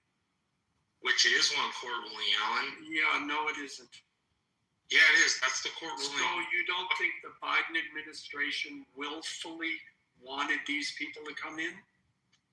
You're missing like. And why is it that when Trump retook office, was making because you're using this obscure thing as if it matters when it doesn't. Day one, Trump shut down in January 20th, 2021. He's sworn into office, and he shuts it down. I'm sorry, the Democrats are not that helpless. I didn't say they were helpless. Then what? What is your point? Which you're not quoting me correctly. That it came from a U.S. appellate court. It came from Biden and the Biden administration. No. And any other narrative, I can do it that way. It's a code. I am sorry. Now we're arguing. You are arguing a court issue when it was a political decision, and you know it. We saw 4 years. In 4 years, Biden couldn't get his shit together to stop those immigrants from coming in. You're going to pin it on one appellate court? Guess what? Trump has been sued 60 times at least, and he's still getting this shit done. You're missing the point. I'm not. You missed the point. I was making a point. Marshall. In fact, a federal court. I'm sorry. Okay, I'm getting heated, and I really should be. Continue. Okay, so I have an update on that case. They did kill him, so I mean, don't have to worry about that anymore. But he was convicted of terrorism for that first charge, and they let him out of federal prison for completing a drug treatment program, which makes no fucking sense to me, right? Because you're a fucking terrorist. And then That's a charging problem. That's like they didn't charge him properly. Not like the immigration system let him in and he committed this crime, and now because he committed this crime, we can revoke his immigration status. He became a citizen. Like Timothy McVeigh was charged and then put in a U.S. prison, which has, like, depending on the state you're in, they have definite times you can be in jail for. Like Texas, if we say life, it's life. Other states in America, if they say life, they mean to 25 years. Right, so I don't think it's necessary for us to let out terrorists onto our streets. That's a huge problem for me. Why are we? What the fuck? You know what I mean? If he do it once, he's going to do it again. I would be curious of the legal rationale for why they let him out if that's a public record, which would I think would be one of the key things you would find to do that. And Alan, you wanted to answer your question? Title 42, this would be New York, November 18th of 2022. Title 42 ruled illegal by federal court. This week, the U.S. Federal District Court struck down the U.S. government's Title 42 exclusion policy, ruling it unlawful without public health justification. Title 42 has been used since March 2020 to rapidly expel asylum seekers and southern border, grave danger, including LGBTQ refugees. This is called immigration quality, so we're not taking their editorializing to be important. What we're taking is the federal court struck down Title 42, which is the ability to do that, which means the Biden administration maintained it for at least 2 years.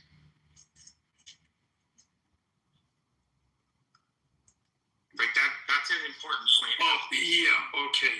This is what I am referring to. Let me say it.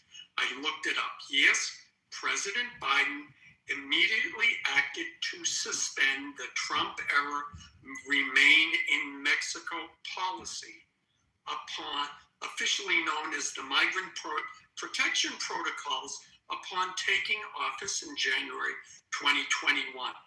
His administration formally halted new enrollments immediately and began phasing out the program. Though the policy was legally challenged, briefly reinstated by courts, and formally terminated later. On January 2021, DHS suspended new enrollments in the program. So it turns out we're both Biden began allowing those with active cases to enter the U.S. during the wind down. Legal challenges. Termination phase lawsuits forming to temporary, the termination phase lawsuits by the I'm guessing by conservatives, but I don't know, who wanted it to remain in place, and then the Supreme Court eventually allowed it to be ended in June of 22. So basically, my guess is the Supreme Court said, this is part of the executive branch. Biden gets to do that. Just as they ruled that Trump also gets to set the policy too. The point is that what you're saying is correct, Marshall, but it was separate from what I'm saying, the point I'm making, that Trump, as the executive, said this is the policy, remain in Mexico. Biden says, nope, you can come here and seek asylum here.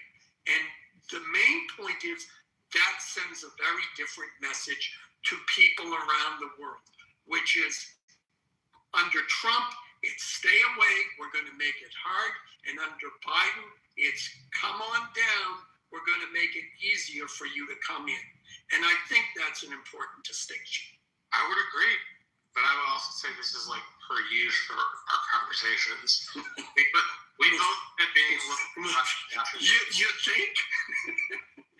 How can you say that? No, I know, which is why, when I started talking, I did not want to do that. So I'm sorry about that. Oh, don't even worry about it, man. I don't take it personally. Yeah, I know you don't. We're good. Anyways. Alan, you mentioned something about the political violence. They're committed by the liberals more than the conservatives. So Joe, I don't think he's in this room now. Joe says that you are incorrect. I asked him in the chat to provide some link or information to support, his view, which is opposite to yours. So he provided actually 4 sources. So here's, I'm reading this. This is from the checking facts by the forgot the name of the organization. It is in the chat. Anyway, the conclusion of the fact-checking organization is this. This is just a paragraph. Indeed, the left-wing violence has risen in the last 10 years, but practically since President Donald Trump's rise to the political leadership in 2016, although it has risen from very low levels and remains much lower than historical levels of violence carried out by the right-wing and jihadist attackers. Well, I wasn't expecting to see jihadists here. The report stated that more contentious politics in the United States and expansion of the Make America Great Again movement appears to have re-energized violent left-wing extremists. So you're correct in the sense that the last 10 years, the left-wing violence has risen, but overall, looking at decades, according to this study, it shows that the majority of violence by the right-wing violence. So anyway, it's in the chat. I'll just put it again. I'll find it and put it in again. It's from a very credible source. So I just wanted to kind of fact-check myself on this, because you made a categorical statement here, which it seems to me may not be entirely correct.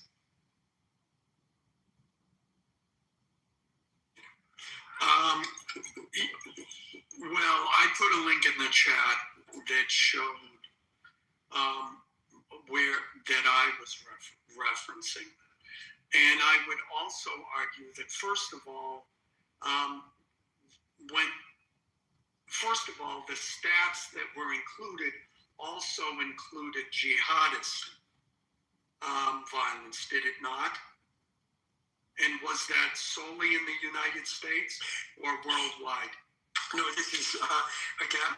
I'm actually looking at the source, and I was surprised to find jihadists in there as I just read it to you. But give me just a moment. Yeah, because first of all, I would think that might skew the numbers higher, which is a nice, subtle little dig, like, oh, right-wingers are just like jihadists, so we're going to group them together.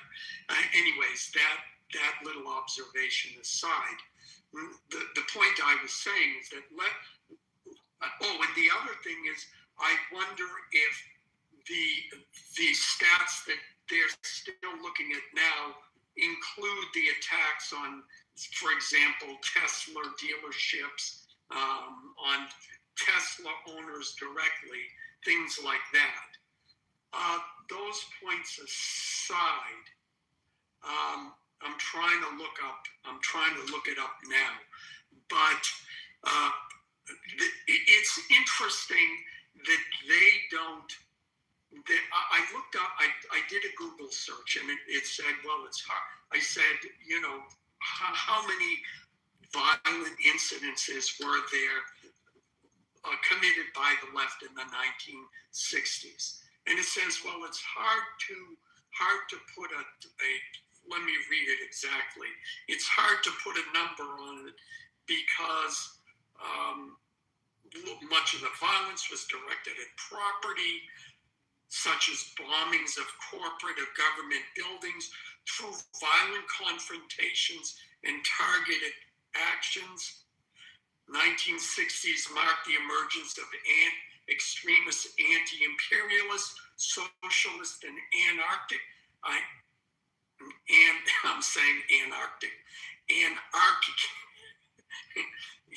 anarchist groups that operated outside mainstream, et cetera, et cetera. Those were all left-wing groups.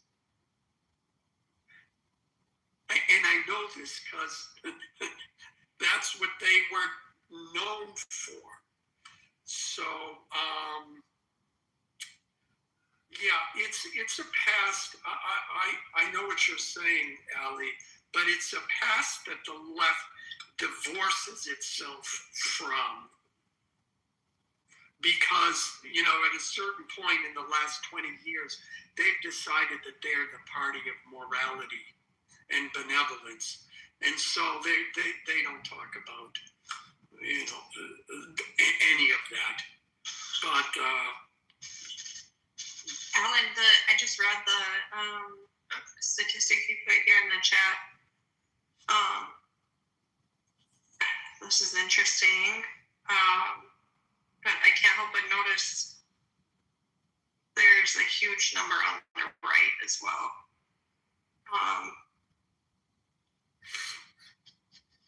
I don't know, this kind of seems like a biased writer.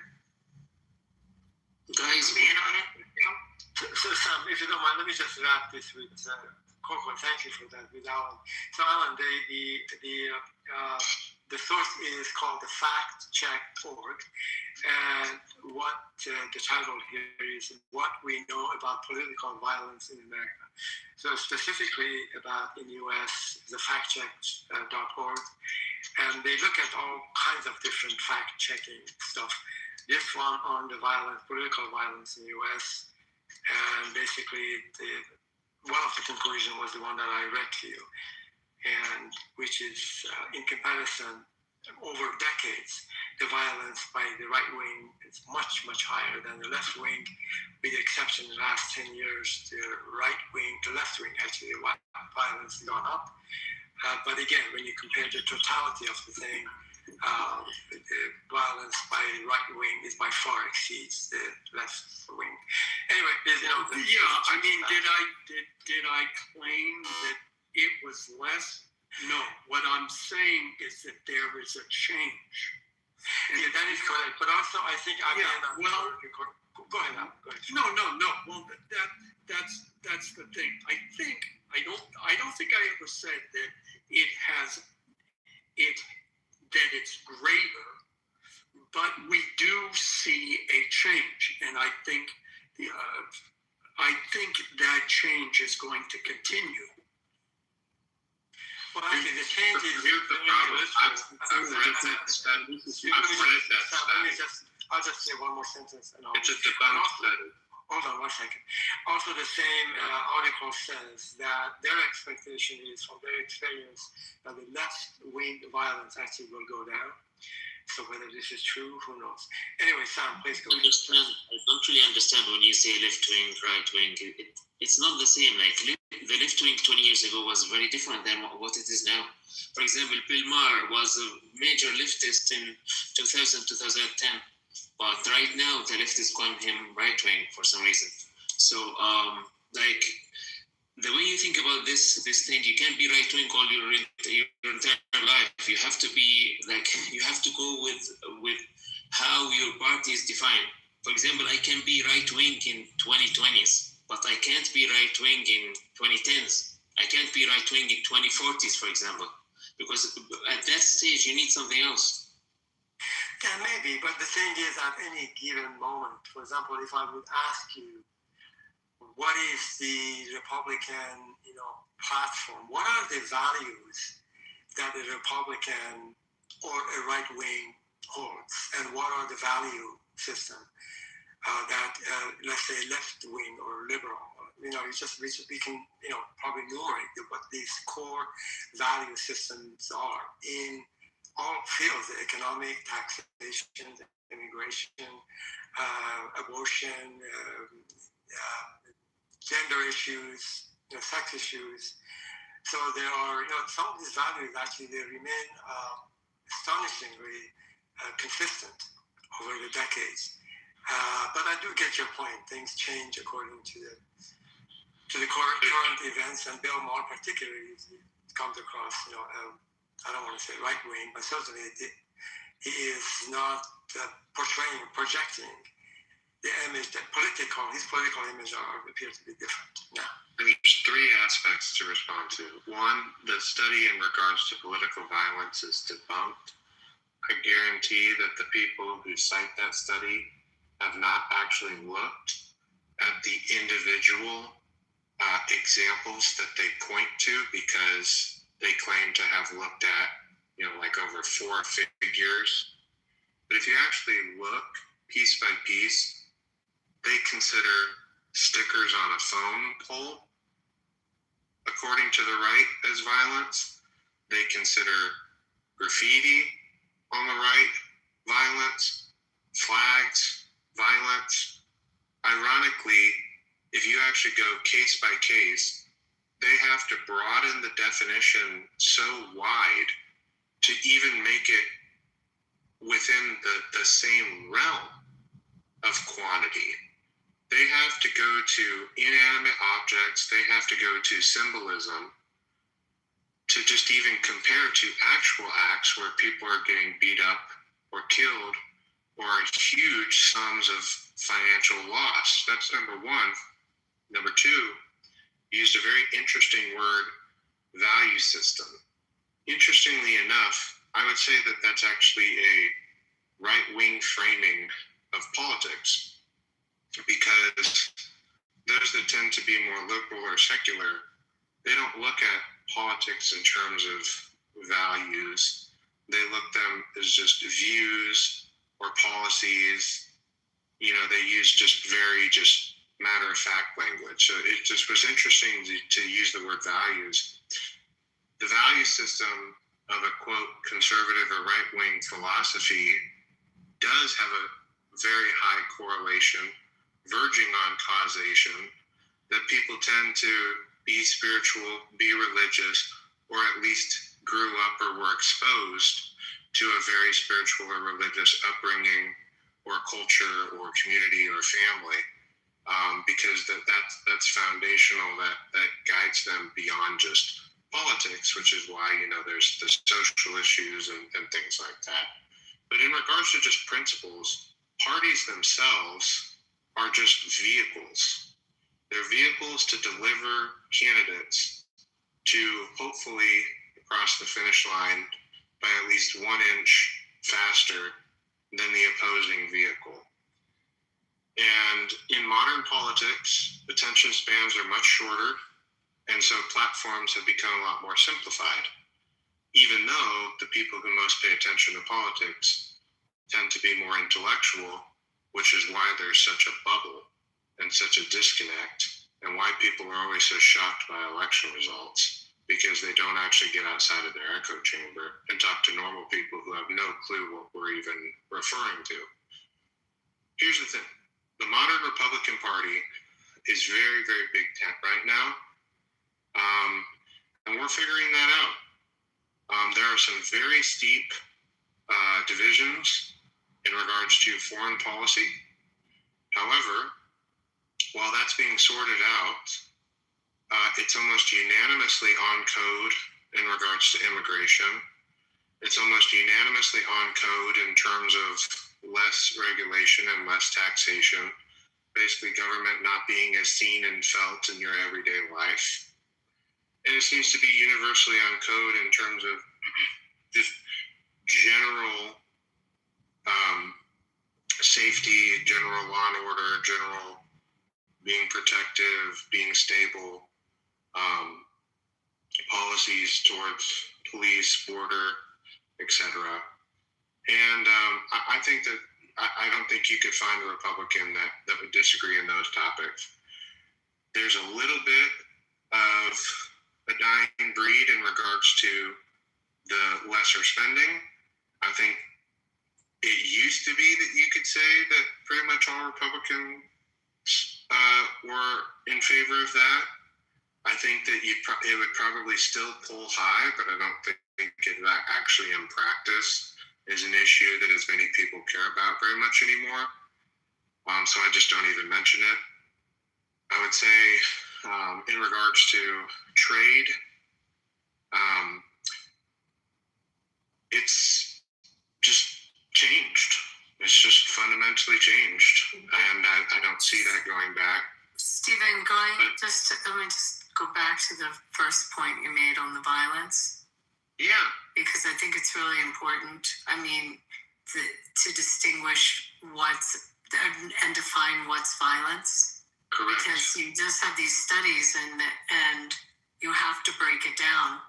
And I mean, I just know we keep statistics in my community's been under siege, and it's just skyrocketed from the left. Yeah, it's actual violence. Oh, it's figurative. Oh no, I can tell you, it's threat. I could tell you what our threat to life incidents were last year.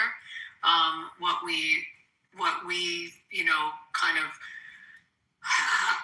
I would say what we statistically keep track of, but how many of the threat to lives we actually reported to federal law enforcement was probably about 450. And then the rest to local law enforcement, and we had about an 80% indictment. I have to check what the final conviction rate was from it, but it just surged from we were traditionally, it was coming from the right, and it's not like the right went away, but there's no comparison. And these are threats, there are threats to life. The vandalism it's significant vandalism. So you have to consider also what happened in the last few years with the protests that, vandalized private property and federal property. Pretty significant. So if you want to add, tick all those up, I don't think you can compare the two. The other thing about the two, and then I'll land just to toss it to Alan. By the way, it's great to see several of you in here. Good seeing you too, Stephen. I think that one of the also market impacts of the fact that the Second Amendment is not as controversial as it was maybe 5-10 years ago. I do think that there was a period of time where, there were maybe a lot more preppers in the 2000s and 2010s, go bags, militias, all that kind of stuff. Not in an offensive capacity, but in a defensive capacity, because there was a genuine fear. And if the left wants to go, that's not valid. The fear certainly was that 2A was under siege, and that guns were genuinely going to be grabbed. And that was based on a lot of the international precedent that was happening of gun grabs. But since, to be candid, 2A is not the hot, spicy, controversial issue that it once was, because the left has largely armed itself. And so it would be very hypocritical of them to be as outspoken against 2A as they once were, because a lot of the left, whether it be revolutionary or LGBT, has armed itself. And so it's not the controversial topic anymore. And so I think that has contributed to the fact that even the potential for the right wing to be more violent is far less than it is the left, because now that both sides, I mean, they're never going to be equally armed. But now, instead of it being like, 95 to 5, it's maybe more like 75, 25. And, as that continues to move, the potential for violence is only going to go up from here, from the left, because your typical conservative armed individual is very disciplined. They maintain their weaponry. They do range day. They've been familiar with it their whole lives. A lot of the left are picking up these weapons for the first time. They are not familiar with the terminology. They're not familiar with the maintenance. They didn't grow up in the same kind of culture where it was just kind of an everyday thing, and there was a lot of respect and a lot of dignity. They do see themselves as a lot more radical, and they see it as tools, just like how everything is a tool. Because to understand Marxism is to understand means to an end. And so literally everything, a school, a vote, a gun, is all a tool.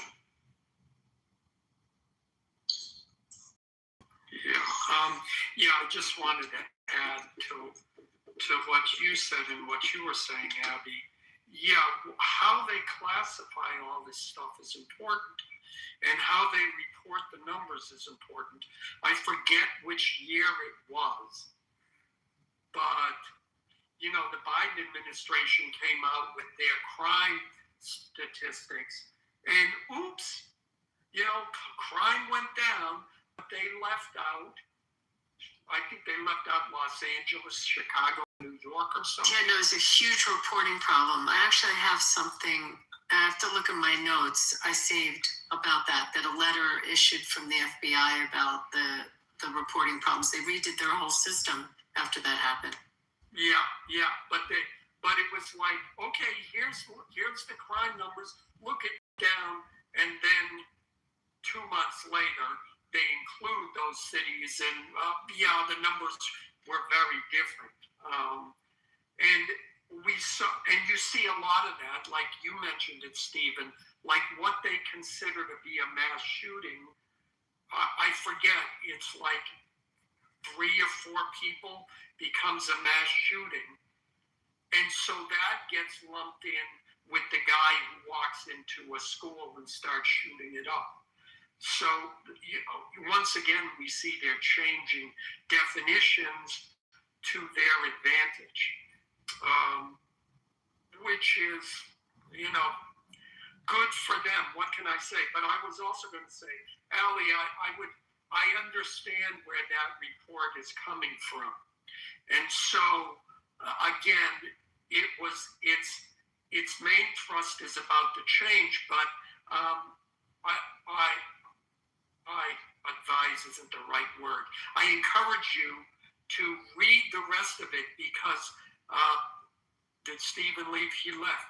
Because it talks about not only the violent incidences, but it breaks down the success of those attempts.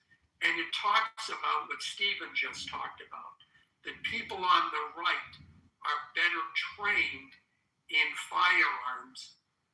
And so when if someone on the right commits a violent, politically motivated attack, they're more successful, whereas people on the left are less organized in these kinds of things, violence, and those tend to be less lethal in the long run. But yeah, this is that's the statistics are kind of skewed at this point with the way they reported it. But Alan, the way you say they, I get this intonation of conspiracy involved. No. Well, yeah, that's right. So let me just. No, it's the FBI. It really. I mean, you're talking about the article or the crime statistics? I'm talking about the fact. The way I'm presented. Yeah, no, but he's right. It's he means they being the researchers that put the article together. I understand. Yes, and anyway, so if you don't believe the factcheck.org, which looks at so many different issues and checking the facts, then you may say, they're biased. I'm not sure. But I was really surprised at the comment that Steve made before he left. And he categorically probably maybe did not want to think about that correlation does not imply causation. Is it possible to say that nowadays the left-wing individuals, they have changed their perspective on the Second Amendment, and now they are, and because of that, just because they've been with the guns, not for too long, then they are less competent, less responsible, and less trained in handling guns. I really fail to see the analogy here. It could be a perfect an example that somebody in some of the states, their entire family is Democrats, but they are in the hunting. They hunt, they own guns, they've had gone for generations. So making that kind of reach to associate the left wing, by the way, my comments are value free. Yeah, and you know what, Ali, you make it. Yeah. Oh, were you done? No, let me just abandon you. So I think you also said the same thing, Alan, that there's a perception there that the left wing, again, less competent, less trained, less responsible for handling guns. It just doesn't, I don't understand this. And I can think of examples of a democratic or liberal, right-wing, left-wing family in some states for generations that they handle guns. I mean, that's the way of life. It's not a political way of being, it's the way of life, having guns. And so anyway, I was surprised at that comment. And when people make comments like that, categorically like that, it kind of takes away a little bit about their credibility, about other statements. Yeah, but Ali, what you're saying is true. But those aren't the people who are committing the attacks. Generally, and if you read that again, if you read in that report, there's one incident that they point out in particular that it was someone on the left. They had a gun. They had never trained with it. They went to it was a mayoral candidate or something, shot at this guy at point blank range, emptied his magazine, and he missed, except for one bullet that grazed the guy's sweater at point blank range. So I'm not in that. What you're saying is true. Other people in Crossfire? Say that again? Was other people hit in Crossfire? I don't think so. I don't know. It didn't mention it. But it's. I don't disagree with what you're saying, but I think what you're talking about is that yes, there are people on the left who have guns, and it is part of the culture of where they live, absolutely. But I think those are the people who are being moved to this kind of violence. That maybe they're on the left, but they're not progressive, or we might categorize them as being what's the term they use nowadays? But they're Democrats, but Democrats from 30 years ago, so. But yeah, I really, if the article touch, everything you're talking about, it brings up, and it says, well, 20 out of these 31 incidences involved or attempted fire bombings, and in this, I mean, it really breaks it down if you dig into it. Yeah, I would agree with that. See, without too much, I grew up in a house that was on the right. My parents voted for Trump back in 2016, 2020, and they did the same thing this last election, right? So yeah, definitely a Republican house, but yeah, we all grew up hunting, and as soon as, in my state, it's as soon as you're 12 years old, you can go get your license, as long as you're with your parent, you've done all the training, to go hunting, so on and so forth. So this is something that I learned about at a very young age, and a responsibility, and hey, these harm people, you got to be safe. I think more so that's like where that criticism came from. Even though I grew up and now my ideologies are a little bit different than my parents.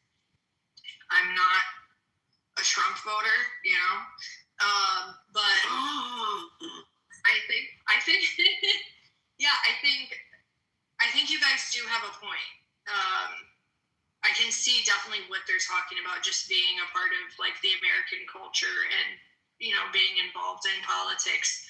A lot of people who, if you didn't grow up around guns, you're not going to understand the ins and outs of, okay, we need to be really safe with this. We need to make sure we're, dotting our I's and crossing our T's.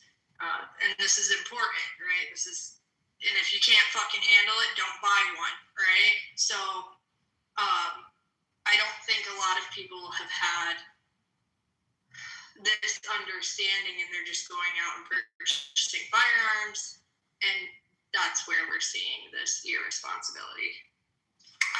Thank you for that, Coco. I don't have first-hand experience with these things. I just can't tell you. I will just give you my views on it. But if you look at the Second Amendment, a well-regulated militia being necessary to the security of free state, and the right of people to keep and bear arms shall not be infringed. I've memorized that for the hell of it. If you look at it, the initial intention of the founding fathers by writing the Second Amendment, it was keeping the states safe from the tyranny of the federal government, a well-regulated militia. If you look at the Federalist Paper, which was written by J. Madison and another one I forgot. So the three people, the founding fathers, actually promoting a year before the Constitution became ratified to make a case why the states ought to be supporting this, the Constitution and ratifying it. And they wrote the articles, 64 articles, 84, I'm sorry, 84 articles, I think, anonymously, and they're published. They were the bestsellers in terms of arguing every aspect of the Constitution and making a case for it. And of course, pointing out some of the shortcomings of it. But the idea was to, Hamilton J.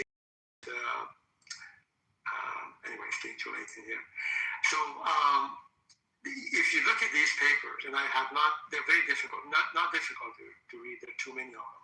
There's not a single mention about why the Second Amendment in there for the private citizen to defend their homes or to go out there and shoot anyone. It was just predominantly, the second clause, it was constructed because a well-regulated militia would not have been possible without having the right of the people to keep and bear arms, would not have been possible. So in a sense, the founding fathers, they had a different idea in mind by saying that people ought to have guns under a militia kind of a structure. than the way we see it and interpret it, right now. But anyway, thank you, Coco and Alan, Master Ali. Pepe, good to see you, everyone. Good night. Good night, Molly. Ocean, are you awake? There's people in the audience that want to come up.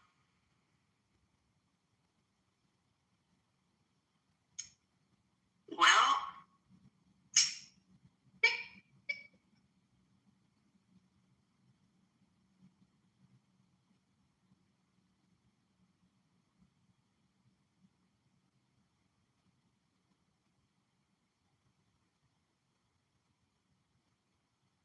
I texted the other mods. I don't know if they're coming back or not, or if they're even online anymore. They might have went to sleep. See, they're still online.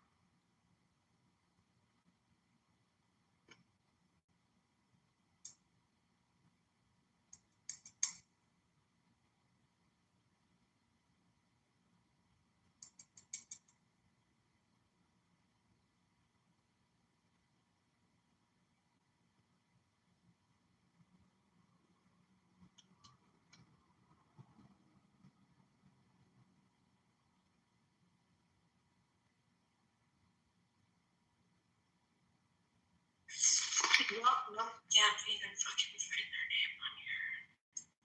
Whatever. Bye.